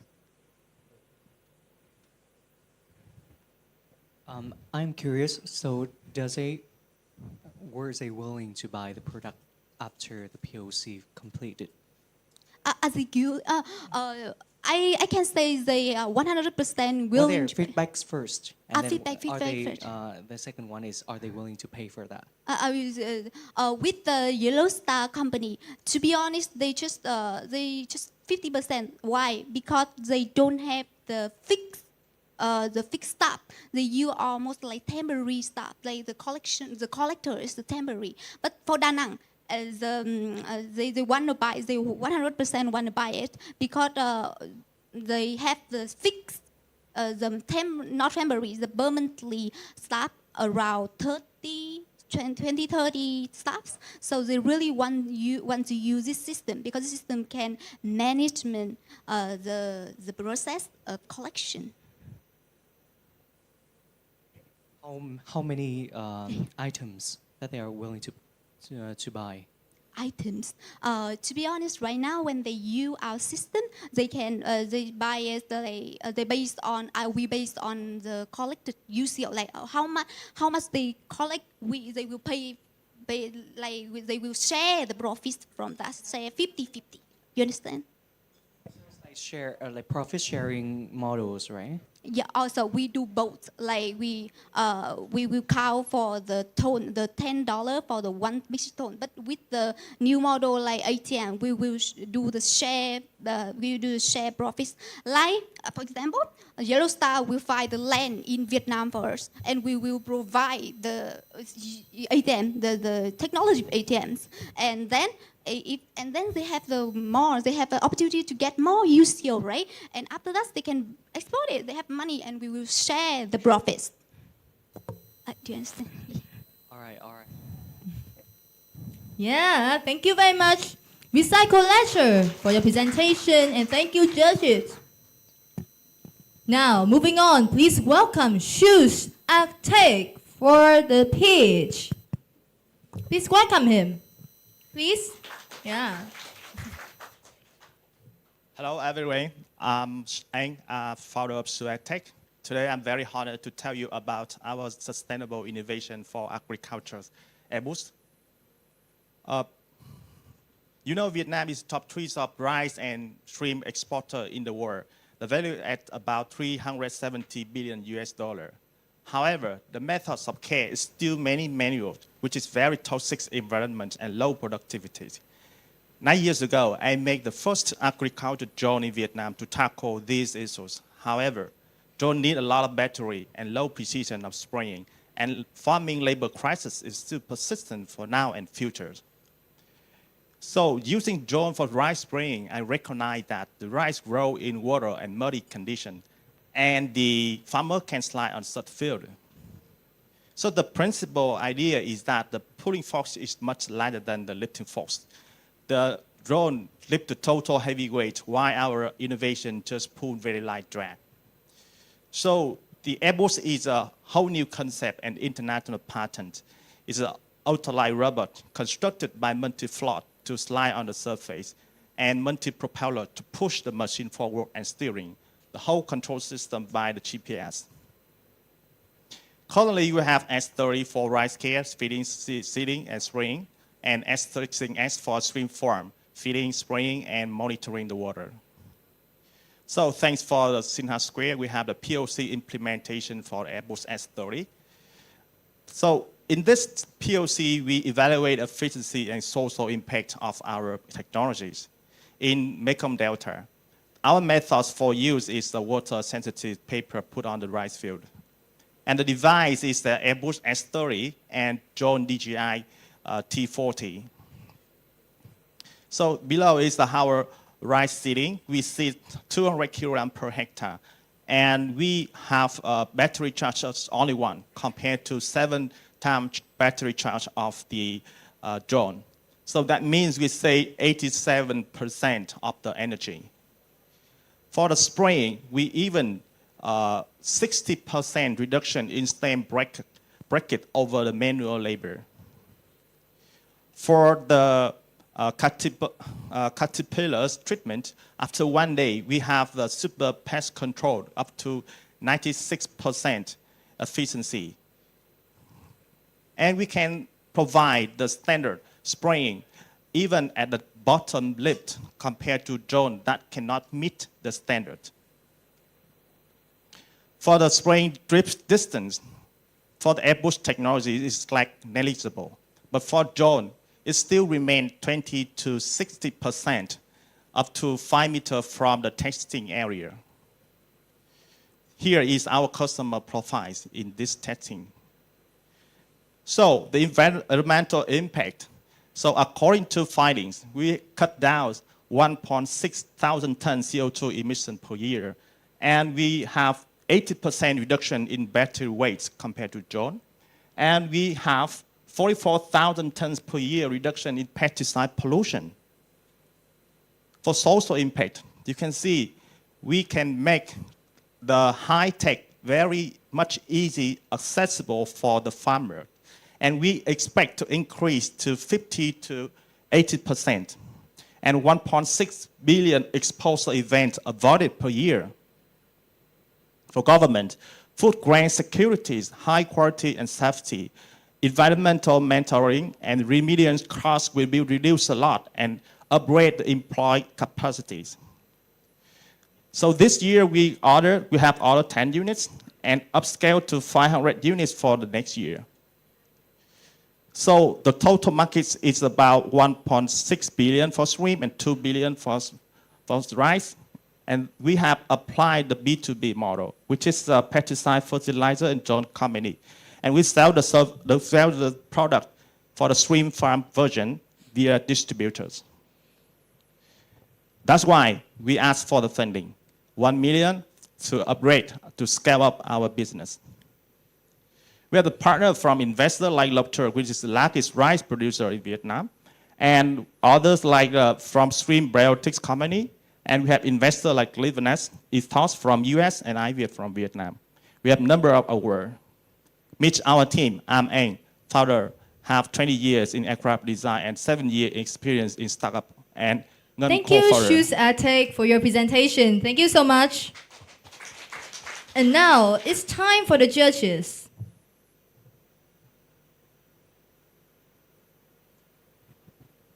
Thank you for your presentation. I would like to ask about have your company do commercialization or are you still in the POC stage? This year we have the pilot project for the rice version and the commercial version for the shrimp. So we deliver for the biotech company in Xinjiang province. Yeah. Can you talk more about the pricing and the duration on the feedback of the farmers that use your products? For the POC, the farmer very easy to aware of its advantage compared over the drone. And they comment that if you have the big field and all the field applied apples, it's much better than drone because we have much better spraying efficiencies and the use of the battery. We cut down 80% means the cost for the battery cut down 80%. So a lot of benefits for them. For the shrimp farm, currently they do the manual one because the natural shrimp farm is very big. Vietnam is top one in the world, about 600,000 hectares, and they are doing like a labor one. So there's no machine because the farm very big. And we actually, when they see our version for the rice, and they recommend us to use that for the shrimp. So we make it within 4 months to finish the commercial version because we have so much experience for the rice version. And now we sell it to the probiotics company. So they buy it and they can give it to their agencies. And they use it for the shrimp with, they increase the productivity at least 10%. And they can control, because the labor crisis, they are very old in their farming now. And sooner or later, they go to the party, something, they love it very much. So they want to use the automation method like us. Have you identified the target clients, like I mean the scale of the farm that can potentially buy your products? The scale of farm in Vietnam, we expect about 2,000 units per year for the shrimp. Yeah. And total the world about 6,000 units per year in Ecuador, Thailand, and Indonesia. Those are big market. For the rice, it's huge. For the rice, we expect about 10 units per year. And in Vietnam, we do the B2B. We launch the product, but in other countries, we just sell the product. But one of the things is the rice is a top, machine for the muddy and water condition. So we have finalized the design and doing the pilot, for almost 1 year and keep going with that. So this year we will finalize the design and make the industrial level. Yeah, thank you.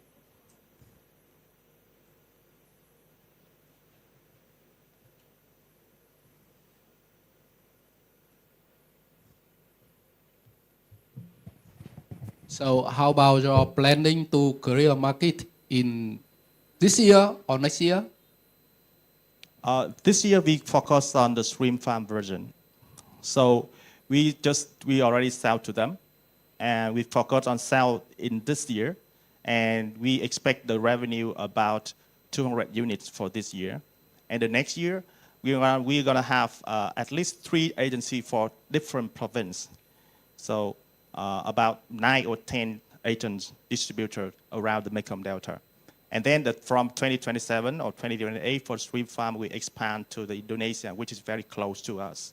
And is already a commercial one. We pack it, we close already. And for the rice, we keep going with the Lộc Trời group, which is, we have MOU already. So we practice with them for 3 crops in this year. And then we finalize the design and upgrade to the industrial level for the next year. Lộc Trời have about 4,000 hectares and a link with about 300,000 hectares in Mekong Delta. So there's very big, yeah. Is there any barrier from Vietnamese law? Barrier from Vietnamese law? Yeah, I think that is our advantage because we don't fly. We just fly on the route. We don't have the difficulty like fly permit, something else. And also the risky. The farmer like it very much because there's no risk like a flight. Flight job, the risk you have to pay for the maintenance, that's a lot. So they. Thank you, Yeah. Shoes Edtech. Thank you yes, very much. for the presentation. And thank you, the judges. Now, moving on, please welcome Duck to the stage for the pitch. 5 minutes for you. Let's get started. Please give him a warm round of applause, please. Let me show you our movie.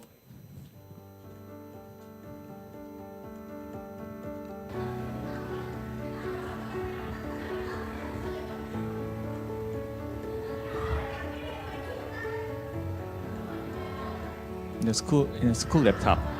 Yeah, not our laptop, only school laptop.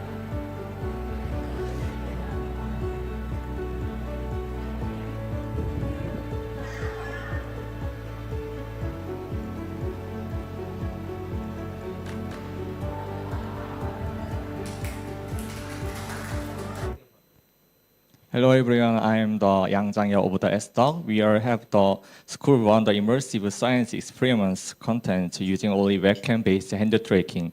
No headset, no extra gear. Edtech started from the science first stretch. We have science-specific data and one of the largest set of the science data in Korea. On top of that, we built AI solution and like question generation and the science tutoring. So we understand how science learning actually works in the classroom. Our team is execution-driven. We develop hand-tracking SDK, AI, and the science content in-house. We also have an advisor in experience in Unity-based development and a Vietnam local coordinator for POC, operation, and the localization. The problem is simple. Science needs interaction, but schools still lack immersive experiment content. Korea has been tested in school, but adoption is slow.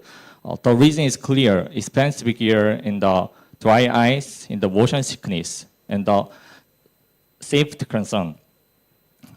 Our answer is a helmet-free 3D lab powered by single webcams.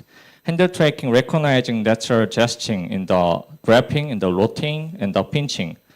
Students can also interact simple action like the OX gesture and the clapping gesture. We already provide 20 experiments contents and we have completed localization online of Vietnamese curriculum. For overseas POC, we focus on localization as a system, not just a transition. That includes curriculum mapping and device compatibility testing because those driven adoption. From the Vietnam Expo, we secure POC lead and are aiming for 2 school pilot in Hanoi and the Ho Chi Minh City plus partnership. In Vietnam, we pilot what schools care about most: classroom usability and the device compatibility. It works across laptops, tablets, and the electronic whiteboard. And we are prepared even for low-end device. We collect a survey from the 18 participate. Teacher rate 4.8 on average, and the student rate 4.7. And the full set of the 20 contents has been localization, English and the Vietnamese and the Korean. This creates strong impact where school device, costs and safety, and the learning outcomes.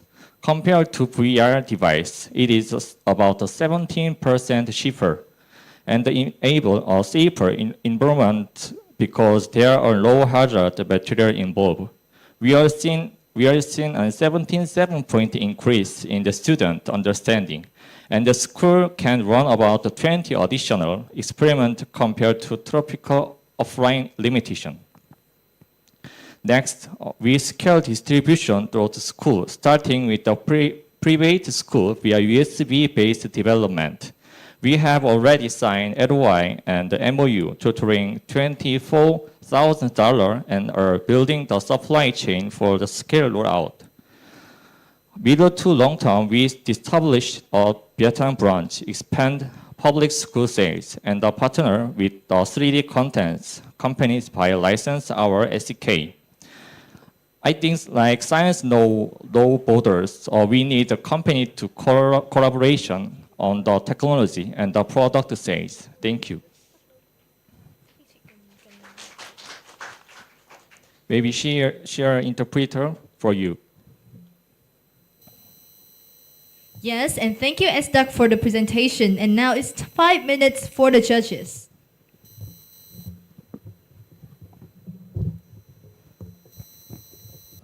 Thank you. I have a question that from your POC with the schools, like have you thought of any concept or model to integrate your platform with the curriculum of the school so that it is highly integrated? 혹시 그럼 지금 이렇게 제품을 컨셉트하고 이렇게 모델들은 이렇게 지금 이런 모델들은 그렇게 맞출 수 있는 컨셉트가 그렇게 모델들을 지금 잡고 있는지 물어보고 있어요. 베트남의 교육 과정의 커리큘럼에 현지 직원이 직접 교육 과정 교과서를 보면서 매핑을 작업했습니다. 그런데 그 컨셉트는 그냥 어떤 컨셉트인지 위험한 실험들 위주로 했습니다. Thì hiện tại bây giờ ấy thì với các cái concept hiện tại bây giờ thì bên anh đang có một số cái concept mà chủ yếu là sẽ là áp dụng ở một số các cái thị trường ở nội địa bên Hàn, chủ yếu là những cái ví dụ như là từ trường cấp 2 đến trường cấp 3 và một số những cái ví dụ như là tập trung vào cái việc mà học sinh không cần phải quá là ví dụ như là sử dụng các cái công nghệ VR mà đắt đỏ hay là mà các sẽ tập trung vào những cái việc mà sẽ sử dụng cái ví dụ như là wrapping hay là rotating hoặc là pinching. Tức là mình giải thích rõ hơn cái ý mình muốn hỏi ấy. Tức là khi mà mình sử dụng cái công nghệ này về các cái giáo án nội dung học ở trên trường thì mình thường sẽ phải customize cái nội dung theo cái sách giáo khoa hay là cái nội dung học của trường để giáo viên cũng có thể dùng cái công nghệ này dạy những cái nội dung sách giáo khoa cho học sinh ấy. Thì trong cái quá trình POC vừa rồi với các trường ở Việt Nam thì team đã có cái phần mà mình xây cái nội dung mà nó rất là fit với nội dung ở trên trường mà Việt Nam dạy chưa? 그리고 주간 내용에 설명드리고자 하면 베트남 시장에서 이렇게 POC를 통해 베트남 그 교육 프로그램을 콘텐츠를 혹시 커스터마이징 했는지 물어보고 있어요. 커스터마이징 학교 네, 맞춤형 커스터마이징 그렇게 베트남 시장 그렇게 맞출 수 있게끔 이렇게 변경했는지.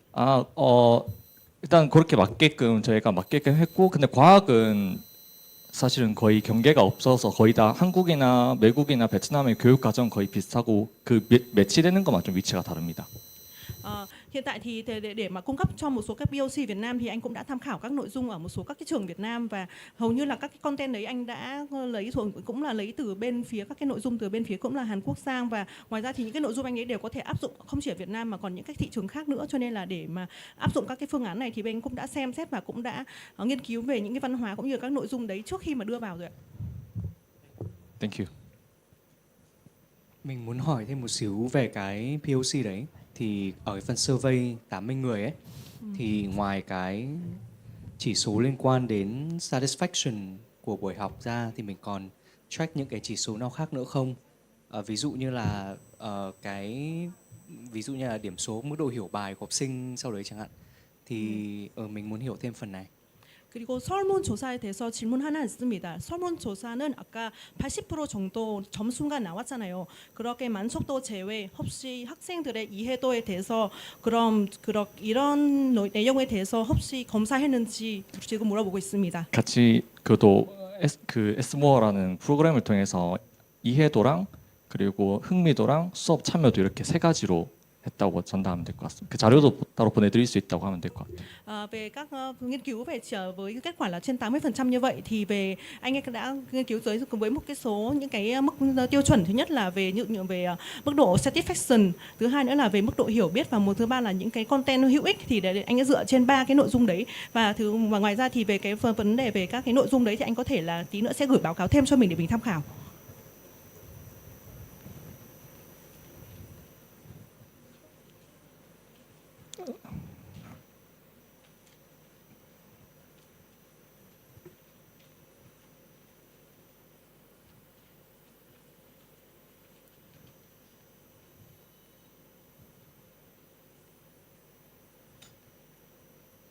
And this in the ROI construction.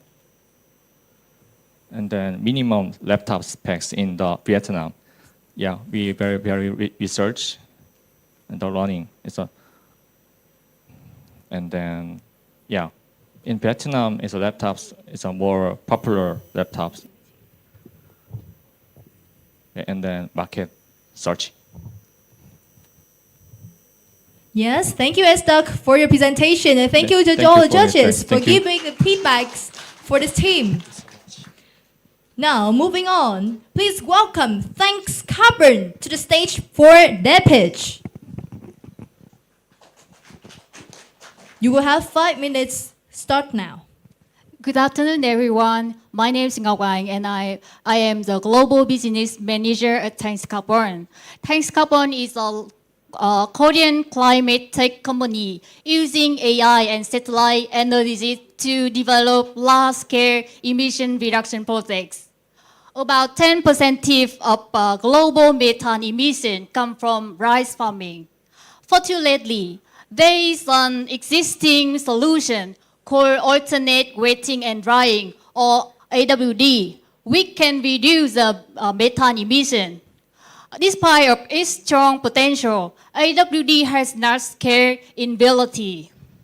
To address barriers, Thanks Carbon developed Hemtile, a digital monitoring platform. Our Hemtile using the satellite data and AI analysis and field photo-based verification. With this solution, we were selected as top 2 company in Grow Asia Innovation Challenge. To make this in reality, our team combined AI and data experts and specialists in carbon market, ESG, and agriculture. Thanks Carbon have conducted a lot of pilot projects in Korea, in Vietnam, Cambodia, and Bangladesh. I want to explain more about why we chose Vietnam. As you know, Vietnam has a large rice farming areas, and against this backdrop, Vietnamese government launched a 1 million hectare low carbon rice projects.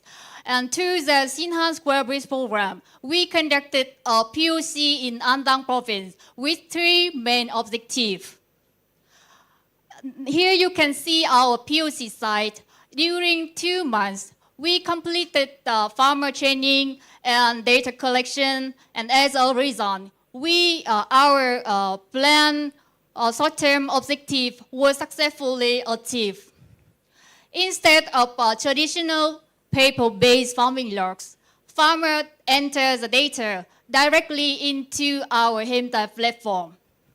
And our AI-based model also achieve a high accuracy in detect the actual farmland site and detecting water presence from the field photos. In terms of environmental impact, through the POC, farmer can reduce almost 30% of waters. And across the AWD plots, we reduce totally 14.27 tons of carbon dioxide equivalent. In another side, farmers can gain their digital skill and sustainable rice farming practices to improve the yields and their income. Through the POC, Thanks Carbon strengthened our readiness for the Vietnam market, and we validated our Hemtile platform version 3 under the real field conditions. Looking ahead, we are now moving from the pilot to the large-scale deployment. We are seeking about the strategic investors. We started our overseas project in Vietnam, but we can do the project in anywhere where there's rice farming areas, and we are now expanding to the Cambodia and Bangladesh. With our business model, Thanks Carbon acts as a project developer and digital MIV platform provider. To conclude, Shinhan Square Bridge program POC was not just a pilot, but a clear verification for us about a scalable and investable of climate solution. Thank you for your attention, and we look forward to scaling up the impact together. Thank you very much. Thank you. Thanks, Carbon, for your presentation. And now it's time for a judge panelist.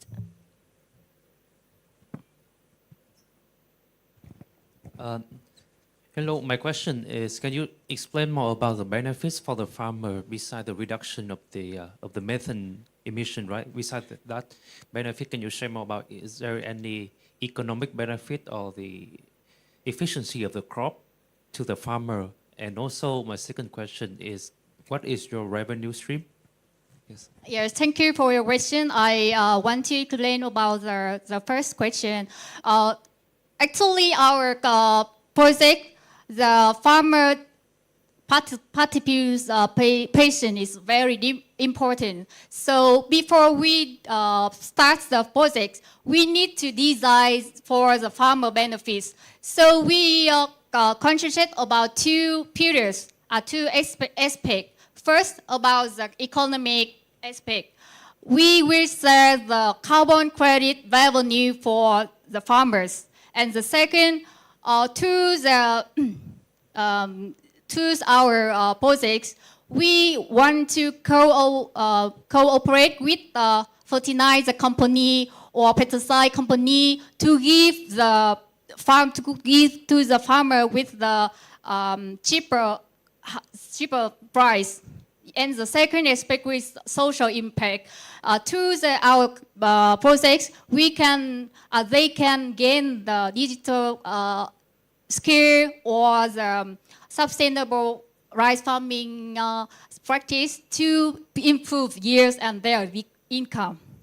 And the second question is our revenue. Yes, as you can see about our business model, we have two main points. The first one, when we act as a project developer, we do from A to Z all of the implementation of the projects, so we can when we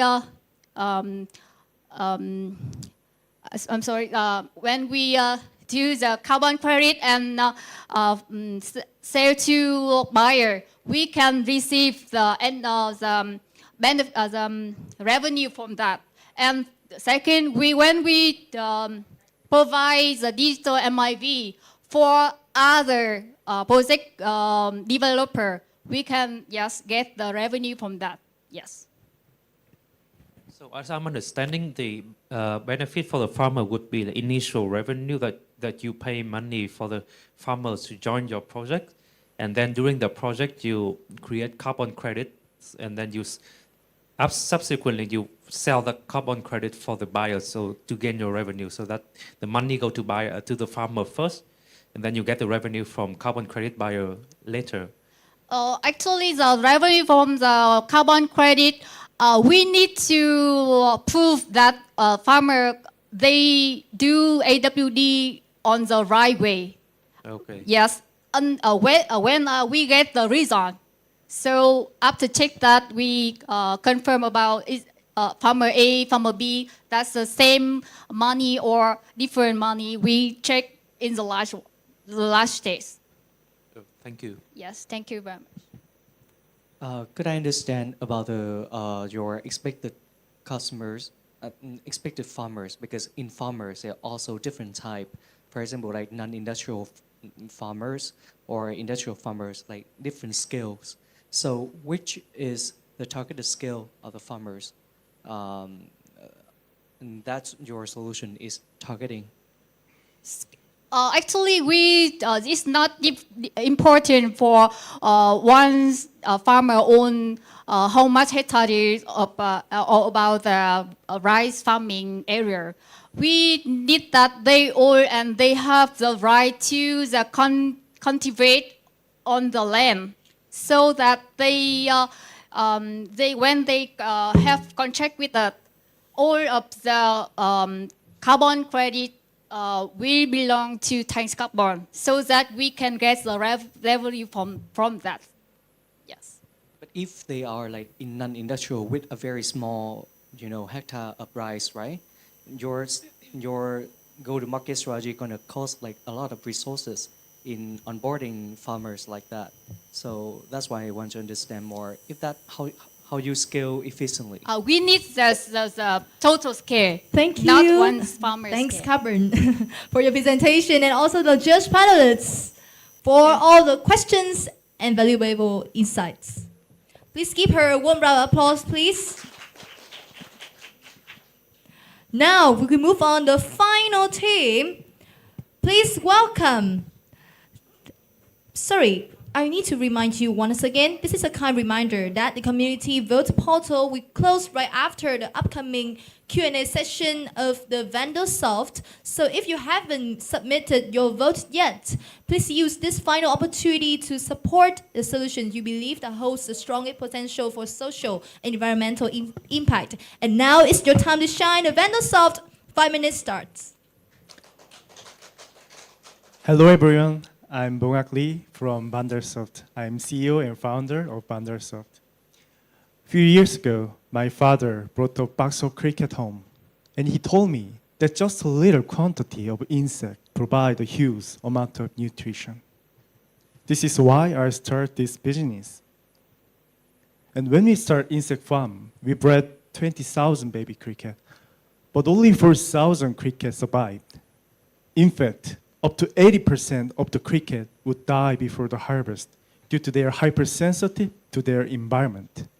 And most important thing while breeding insect is reduce the labor cost, because 70% of the cost is from labor.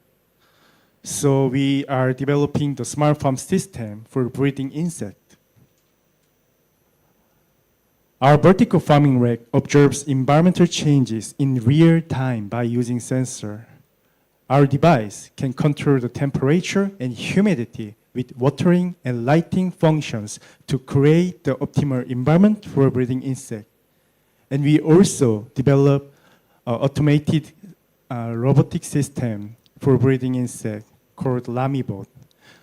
Our device can automatically control the feeding and watering depends on the size of the cricket by using AI. And we try to enter the Vietnamese market where the climate is suitable for breeding insects.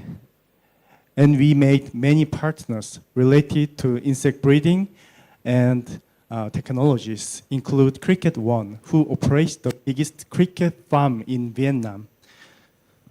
And we are set up the cricket farm last year with our NGO partners. Our first goal for this POC project was to increase the production of cricket. To achieve this, we developed a special feed formulation and tested alternative feed sources from agriculture byproducts. As a result, we successfully doubled the production output. The second focus of this POC was validating fertilizer from cricket frass. We produced an organic fertilizer using cricket frass and confirmed the level of essential agricultural nutrients such as NPK and humic acid and fulvic. This validation was conducted in collaboration with specialized agricultural institutions. Through this POC, we verified the feasibility of cricket farming in Vietnam and plan to scale production in collaboration with local farmers. Cricket farming is inherently sustainable.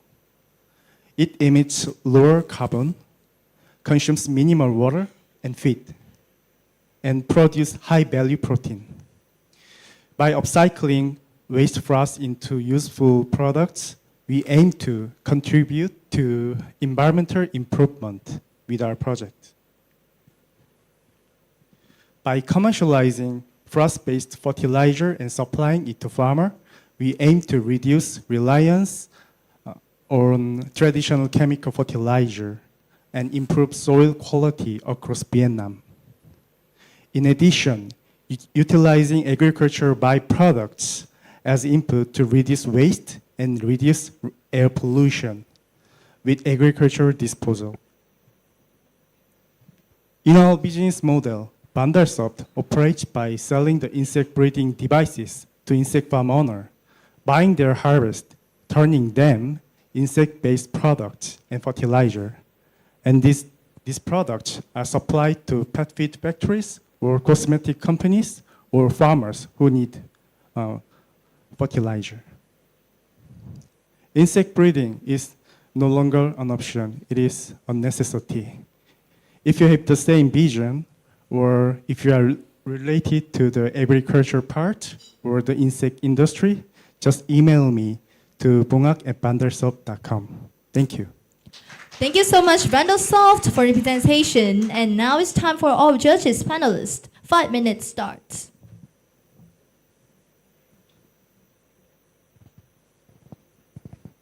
Thank you for the presentation. I want to ask about the comparison between your product to existing similar product in the market in terms of pricing and quality.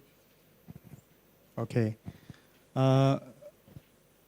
We have many products for breeding insect. For example, on the left side, we using the smart farming system for breeding cricket. This price is nearly $1,500 per unit, but in our competitor, they don't have any devices for breeding cricket. Just they only using some rag or the manual method to breeding cricket or insect. So yeah, just we are only one company who are selling the smart farming system for cricket in Vietnam.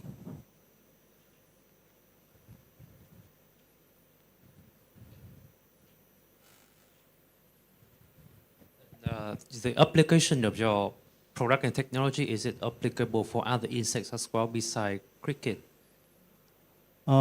We have many products for breeding insect, especially for cricket, mealworm, and black soldier fly. That is very commonly breeding in the farm. But yes, we have hardware and software for breeding insects, but the products are differ from the insects, species from insects. So these two products are for breeding cricket, but another product for like a mealworm robot or black soldier fly robots are not included in this pitching deck. But yeah, we can. Yeah, because I'm curious about the market size. Maybe in Korea and Vietnam or in your targeted markets for this device. Oh, actually, we have two separate markets for our business. The first one is for the smart farming business. So our first target is for the US market or the European market. So we export this product to these two markets. But in Vietnamese market, just we are setting up our own farm. And we are breeding cricket in here, in Gucci area. And we are selling this cricket to Korea. So these two markets are separated. Yeah.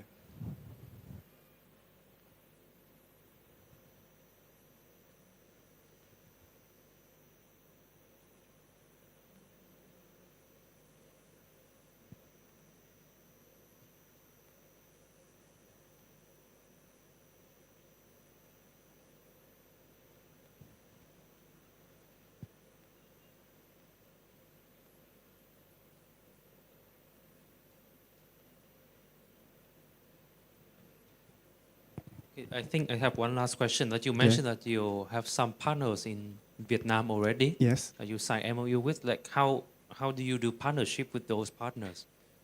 Actually, we have many partners in Vietnamese market, but the first priority for our partners are the cricket one, who operates the cricket farm or who processing cricket near the Ho Chi Minh City. So yes, we are breeding cricket, and they processing the cricket, and we buying that processed like a defected cricket powder from them, and we are supplying this powder to the Korean feed company. So we export this powder to Korea. How about Bách Khoa University? Yeah, it's like for the technology. So they are very specialized for the developing like IT technology. But we signed with the Bách or some many other university from maybe 6 years ago. But yeah, actually we don't not yet collaborate with them. Yeah.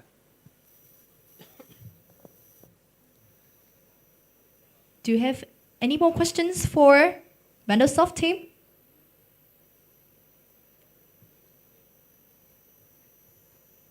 Yeah, so thank you, Vandersoft, for your presentation. And all judges, panelists, you worked very hard today. And now it's all the time for the community vote. I want to announce that the community vote now is officially closed. So thank you very much for your participation.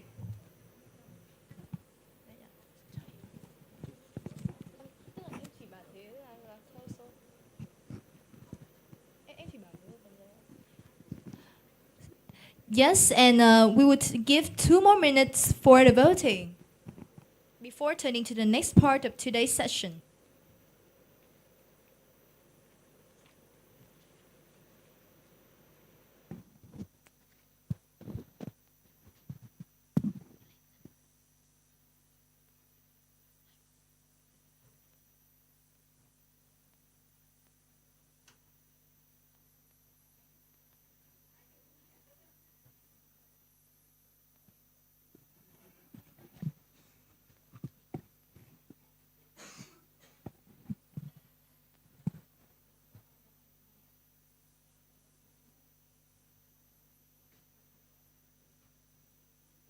Phần chữ ký là mình tải em tải chữ ký online lên.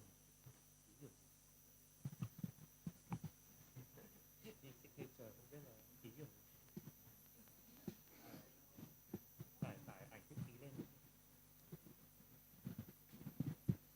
Excel ra thì nó có phần ký này có vẻ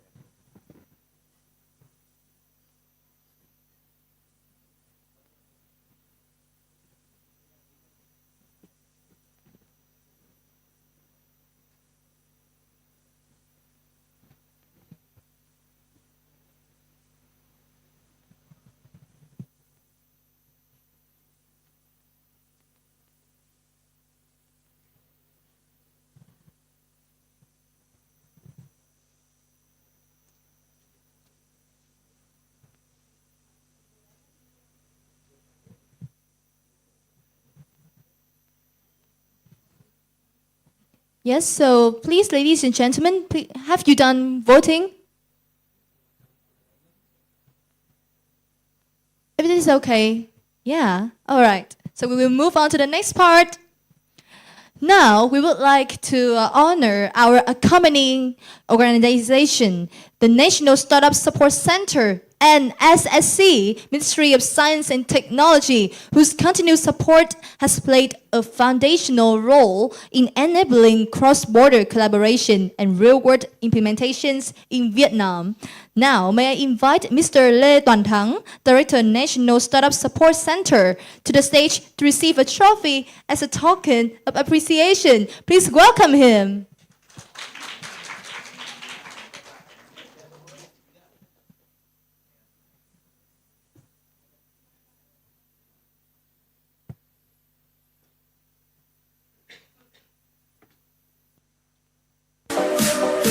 Yes, may I invite Mr. Lê Toàn Thắng to the stage for receiving this trophy.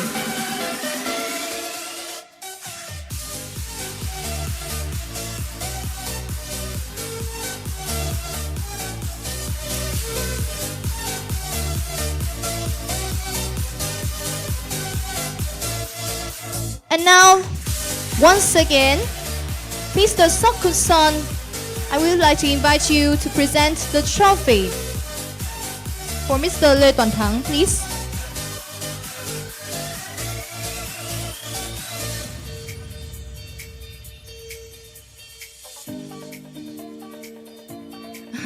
Yeah, so we may spend a little bit minutes for waiting for Mr. Sok-kun-son to come back to the stage today.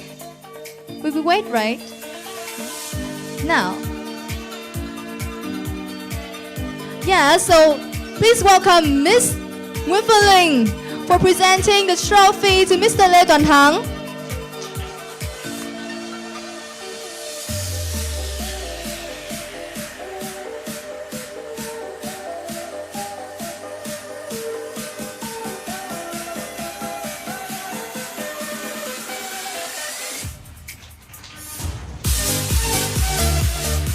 Now these are all the memorable moments for us to keep it as memories for these pictures. Yes, thank you very much.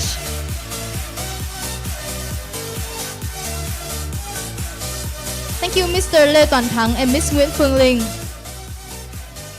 Next, for the host organizations, we would like to recognize our host organizations who have worked hands-on with the startups during the pilot phase, providing platforms, mentorship, and technical guidance. May invite the following representatives to the stage to receive their trophies as a token of appreciation. Now, first one from BizCare, Mr. Đàm Quang Thắng. Please give him a warm round of applause. The second one from Intraco Holdings, Miss Hoàng Minh Hiền. From Zodiac Clarity, Mr. Hoàng Tuấn Minh. And from Edtech Agency, Miss Ngô Thị Ngọc Yến. Please welcome them to the stage, and to present the trophies, please welcome again Mr. Sok Kun Son, project owner of Shinhan Square Bridge, to present the trophies. Yes, stay together. Thank you so much.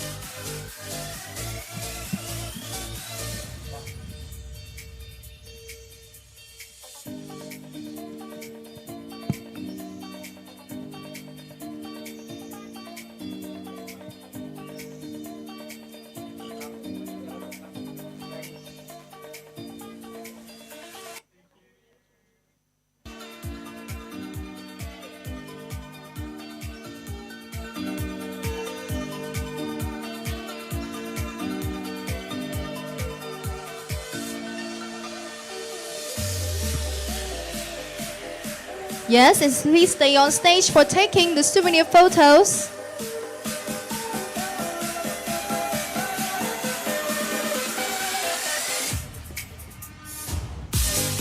Thank you all for your participation today in our demo day. Finally, we would like to express our appreciation to the judge panelists, a group of highly respected ventures capitals and experts who brought their experience, integrity, and insight to today's demo day. May I invite all judges to the stage to receive a gift from the organizing committee. First one, please welcome Mr. Phạm Duy, Head of Incubation and Investment, NSC.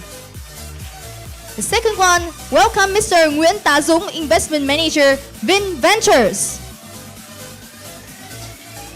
Welcome Mr. Đoàn Hải Nam, Principal, Sting Zone Ventures. And lastly, Mr. Phạm Tuấn Hiệp, Investment Director from BK Holdings. Now, to present the gifts, may I invite Ms. Hu Yang Yang, Vice President, United Way Worldwide, and Ms. Nguyễn Phương Linh, Executive Director, MSD United Way Vietnam. Please welcome them.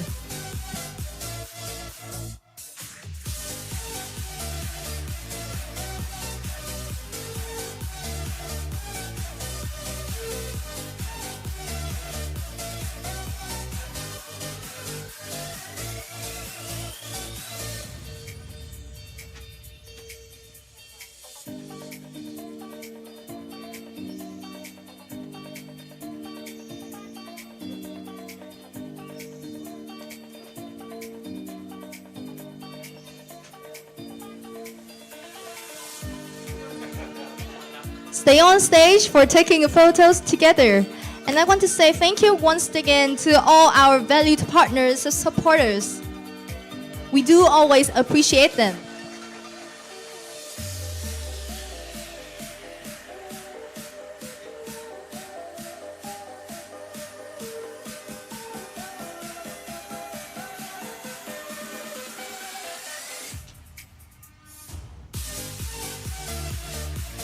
Now, ladies and gentlemen, innovation does not happen in solution.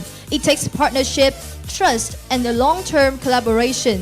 One of the key outcomes of the Shinhan Square Bridge 2025-2026 program is the formation of strategic partnerships between the startups and ecosystem stakeholders in Vietnam toward piloting, scaling, and sustaining impact. Today, we are proud to witness the signing of several memorandums of understanding, what we call MOU, that mark the beginning of new collaborations born out of this journey. To join us in witnessing these milestones, may I respectfully invite to the stage and kindly remain on stage throughout this session. The first one, please welcome again Mr. Seok Kun Son, Project Owner, Shinhan Square Bridge. The second one, please welcome Mr. Lê Toàn Thắng, Director of National Startup Support Center. Next, I would like to welcome Ms. Hu Yongyang, Vice President, United Way Worldwide. And lastly, Ms. Nguyễn Phương Linh, Executive Director, MSD United Way Vietnam.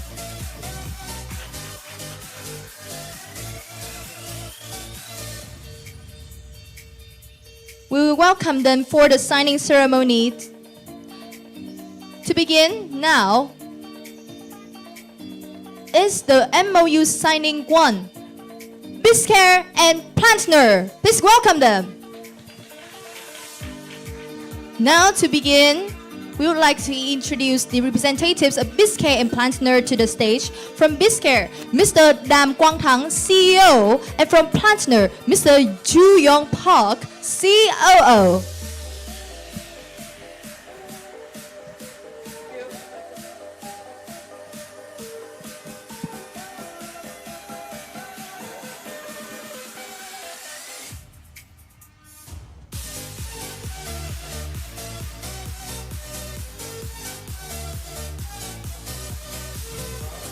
It is a time for all the collaboration and future plans between two organizations. And now we would like to congratulate to Biscare and Plantner on this exciting journey ahead.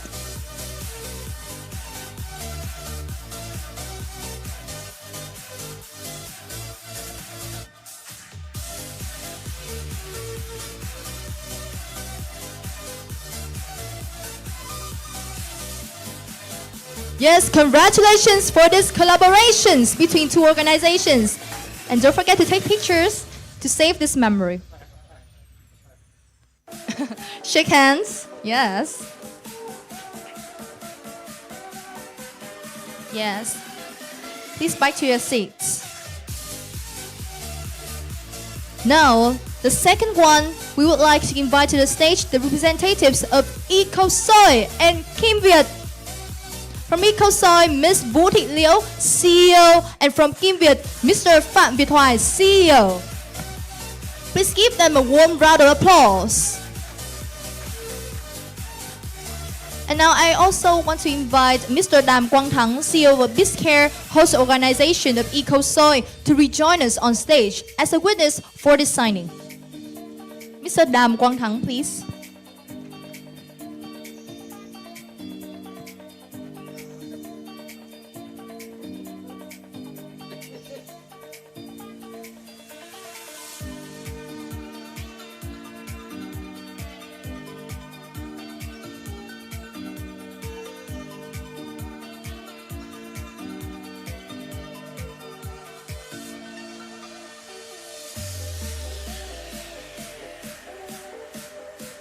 This moment marks a milestone and also an important part of the journey ahead between two organizations.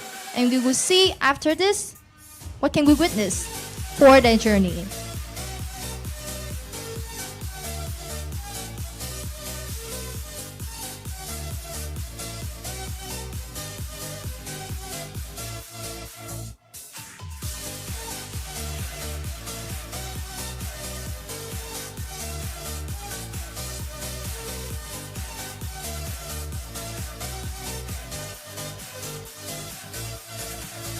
Okay, now please stand up and we will take photos from this, and we will take photos for this memorable moment.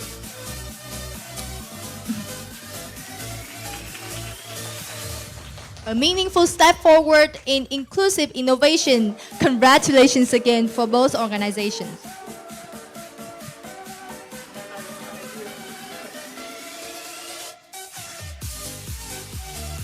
We kindly invite the representative of Kim Viet to return to your seat, and EcoSoy and all witnesses to remain on stage for the next signing. Please, Miss Leo from the EcoSoy, please remain on stage for the next signing.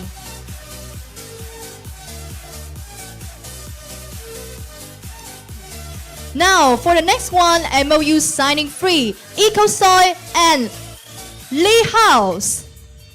We now welcome the representative of Saigon Heritage by Lê House to the stage to proceed the signing ceremony between EcoSoy and Saigon Heritage by Lê House. Welcome Ms. Đặng Thanh Huyền to the stage, the founder and the CEO of Lê House.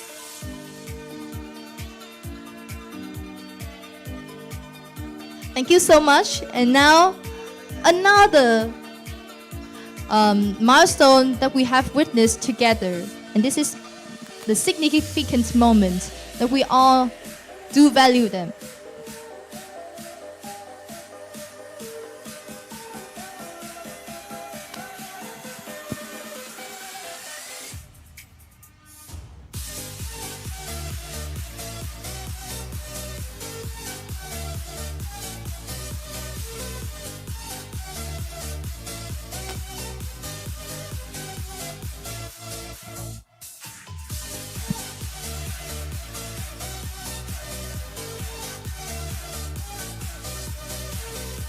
This is another great collaboration built on trust and the shared values.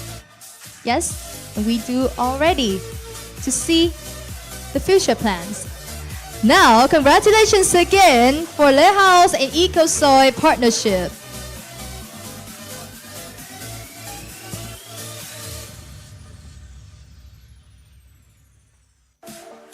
Thank you so much. And now we want to invite both parties and all witnesses come back to your seat, and we will proceed the next for the coming program.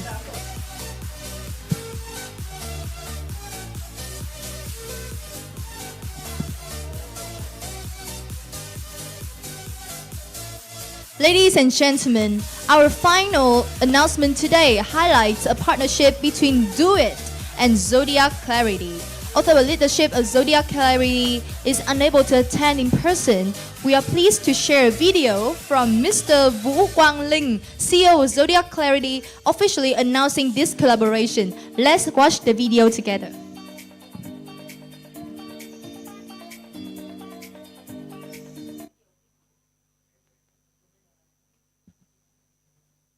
Hello everyone, I'm Vũ Quang Linh, CEO of Zodiac Clarity, a company with 35 years of experience in delivering comprehensive AV solutions. Although I'm unable to attend the ceremonies in person, I truly believe this MOU signing will mark a significant milestone for Zodiac Clarity and Do It. Today, we officially begin a partnership to develop and deploy VR solution in Vietnam, a technology that is reshaping education, training, and simulation. By combining the Do It VR expertise with Zodiac Clarity market experience and ability to bring solution to the market, we are confident this collaboration will bring good value. Our goal is not only to bring VR to Vietnam, but to localize it and deploy it effectively in education, corporate training, and vocational skill development. Once again, thank you to Do It, and I strongly believe this partnership will open a new promising chapters for us.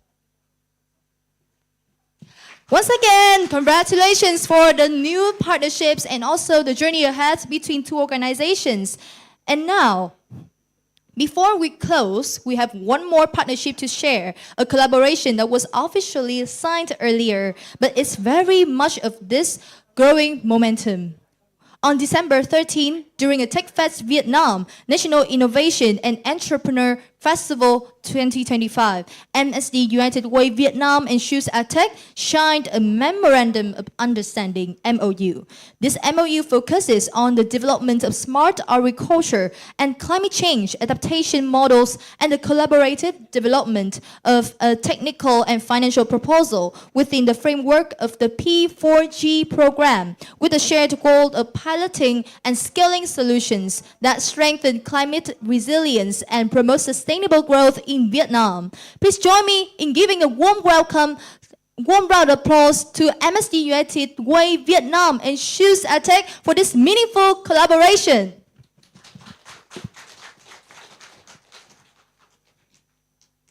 Yes, and we can see that this is the image of two organizations. So can you clap your hands again? What's the memorable one? Yeah, and now, ladies and gentlemen, I think that you have been through like a long day of working together and listening many interesting and wonderful pitches from our teams. So let's lighten up your mood a bit with the lucky draw session today. Now please wait for we call it the secret box. To see together, yes, it happens right now, huh? Now, this lucky draw session, we all call that the wheels of name to find a winner for all of our attendees today in our hall. You can all join it. And the rule is, once we turn this wheel of name, every time when it stops, I will count down 5 to 1 to find a winner. And this winner will receive one prize, which is prepared by the organization, the host organized committee. Well, are you ready to join? Yeah, okay, please clap your hands to lighten up this mood as we will join in this wheel of name challenge. Okay, so now let's get ready to keep your eyes on this wheel of name. The organizing committee, are you ready? I will count it down to find who is the winner for our day. Now, let's turn it on. Please turn it on. 5, 4, 3, 2, 1, and the winner is Miss.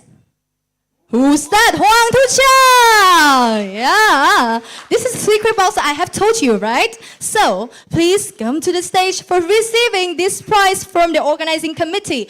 And to present the prize, we invite Ms. Trần Văn Anh, Deputy Executive Director from MSD United Way Vietnam, representing the organizing committee, to the stage to present the prize. And now, please welcome Ms. Huang Tu Chang to receive this.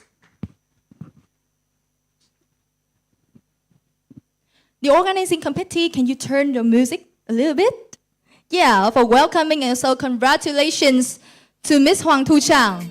Thank you so much. Please give her a round of applause, please. Don't forget to take pictures from our organizing committee. You're a lucky person today to hear all of the valuable insights from the team and also receiving the prize. Congratulations again to our winner. Yeah. And now, this is a very important part. After a whole day working and listening together, this comes to the results of our startups presenting in our event today. Now, ladies and gentlemen, after months of dedication and collaboration and following the inspiring presentations from our 10 startups, we have now arrived at the most anticipated moment of the demo day. This is where we honor a team whose solutions have truly soared. This demonstrating social open innovation, clear feasibility, and meaningful social and environmental impact in the Vietnamese context. We begin with the voices of community before moving to the highest recognition of the day. Now, the first one is the Community Vote Award. Who is going to be the winner in this category? Let's find out. In any innovation journey, the voice of the community is essential. The Community Vote Award reflects the collective view of our audience and recognizing the startup whose solution resonated most with its real-world relevance. Now, to present the Community Vote Award, please welcome to the stage Miss Trần Vân Anh again, Deputy Executive Director, MSD United Way Việt Nam. And the second one, Mr. Lê Toàn Thắng, Director, National Startup of Support Center. Mr. Lê Toàn Thắng and Miss Trần Vân Anh, I would like to invite you come to the stage. Yes, come to the stage together to present the prizes. And now this is a very interesting moment. Can you stay closer, please? As I am gonna tell them, request them to open this envelope to see who is the winner of the first category. Mr. Lê Toàn Thắng, can you help me? And he will announce the winner at this first category. Please wait.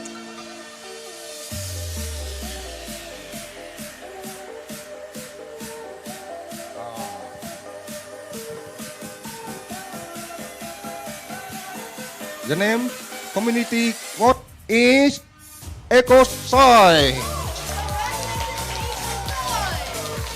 Yes, congratulations EcoSoy for the first winner of Community Award. Now, please welcome to the stage the representative of EcoSoy, Miss Leo, to receive the prize.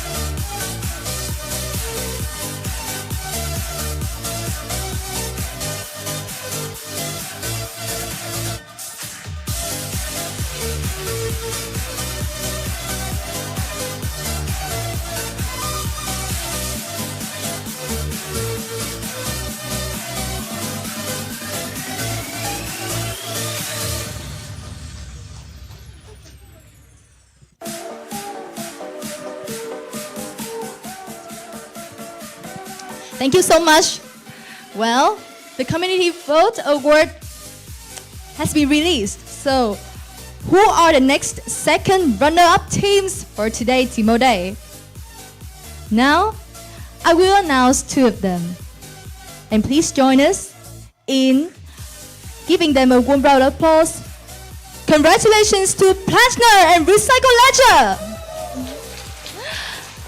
Now I would like to invite Mr. Zui from NNSC and Miss Nguyễn Phương Linh to the stage to present the prizes. And also would like to prize the representatives of two teams to go for the second runner-ups awards.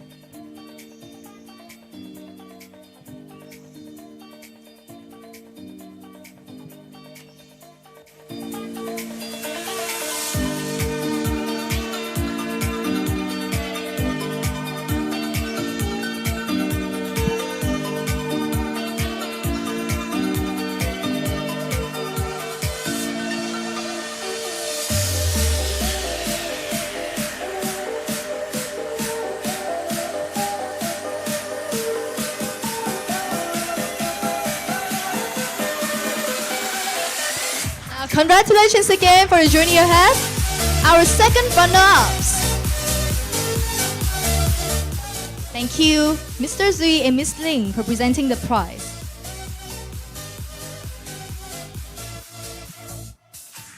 Now we will move closer to our top honor. This is the first runner-up award. Goes to a startup that has demonstrated strong execution and a clear path to scale and ability to sustain the social impact for Vietnam. And now to present the award, please welcome Ms. Hu Young-young, Vice President Southeast Asia of Korea, Japan, United Way Worldwide.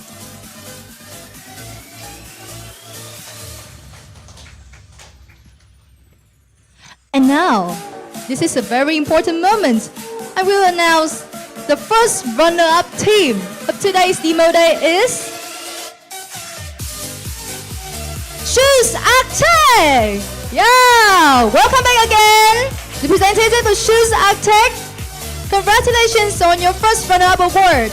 And now Ms. Hu Yang will present the prize to you.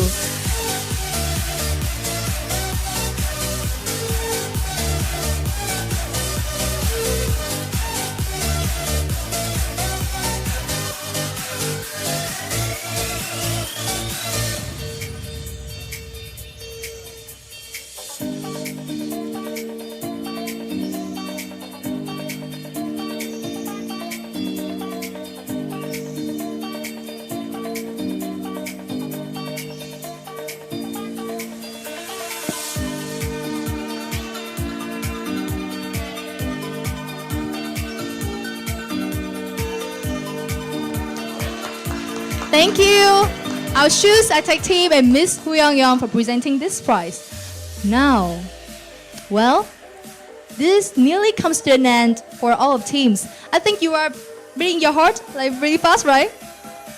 Is that true?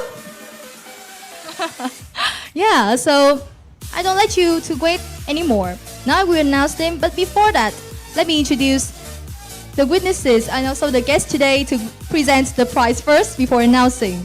Well, please welcome to the stage Mr. Le Tang and also Mr. Sok Son to present the prize for the champion of today's demo day.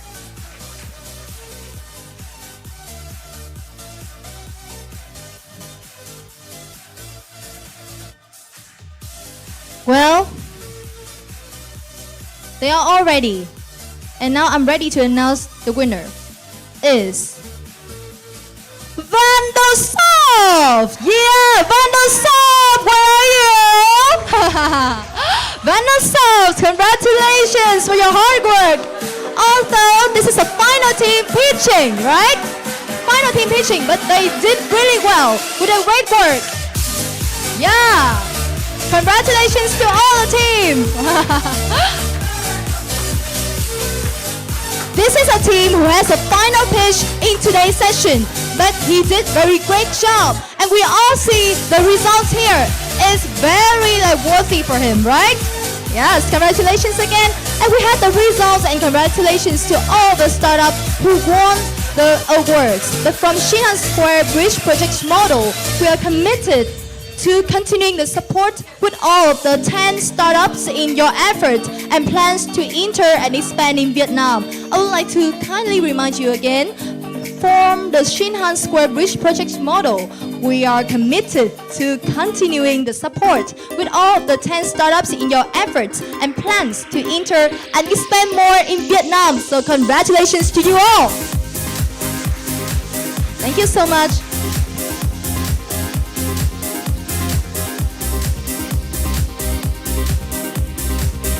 Now, ladies and gentlemen, we closely come to an end. So the demo day for Shinhan Square Bridge Vietnam 2025 and 2026 now comes to a close, leaving us with a wide range of emotions from inspiration and pride to optimism for what lies ahead.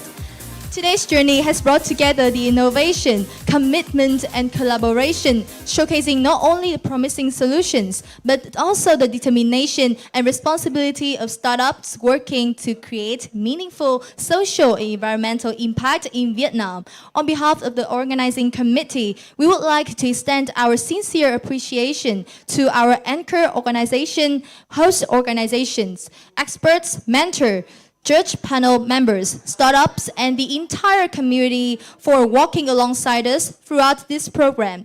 And before we conclude, we warmly invite all the guests and the attendees today to stay with us for the few final moments.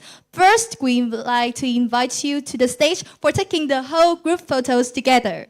And the second one, we want to continue the networking and connecting with fellow participants. Finally, we hope you will stay and enjoy our closing dinner reception taking place on the 3rd floor of the hotel, a chance to celebrate, reflect, and continue building connections together. Before you head out, please don't forget to pick up your gift at the exit. Gifts for startups and our community jury are placed at the door, and kindly return your name tag as well. Once again, thank you for participating with us today. Please come to the stage for taking the whole photo, the group photo.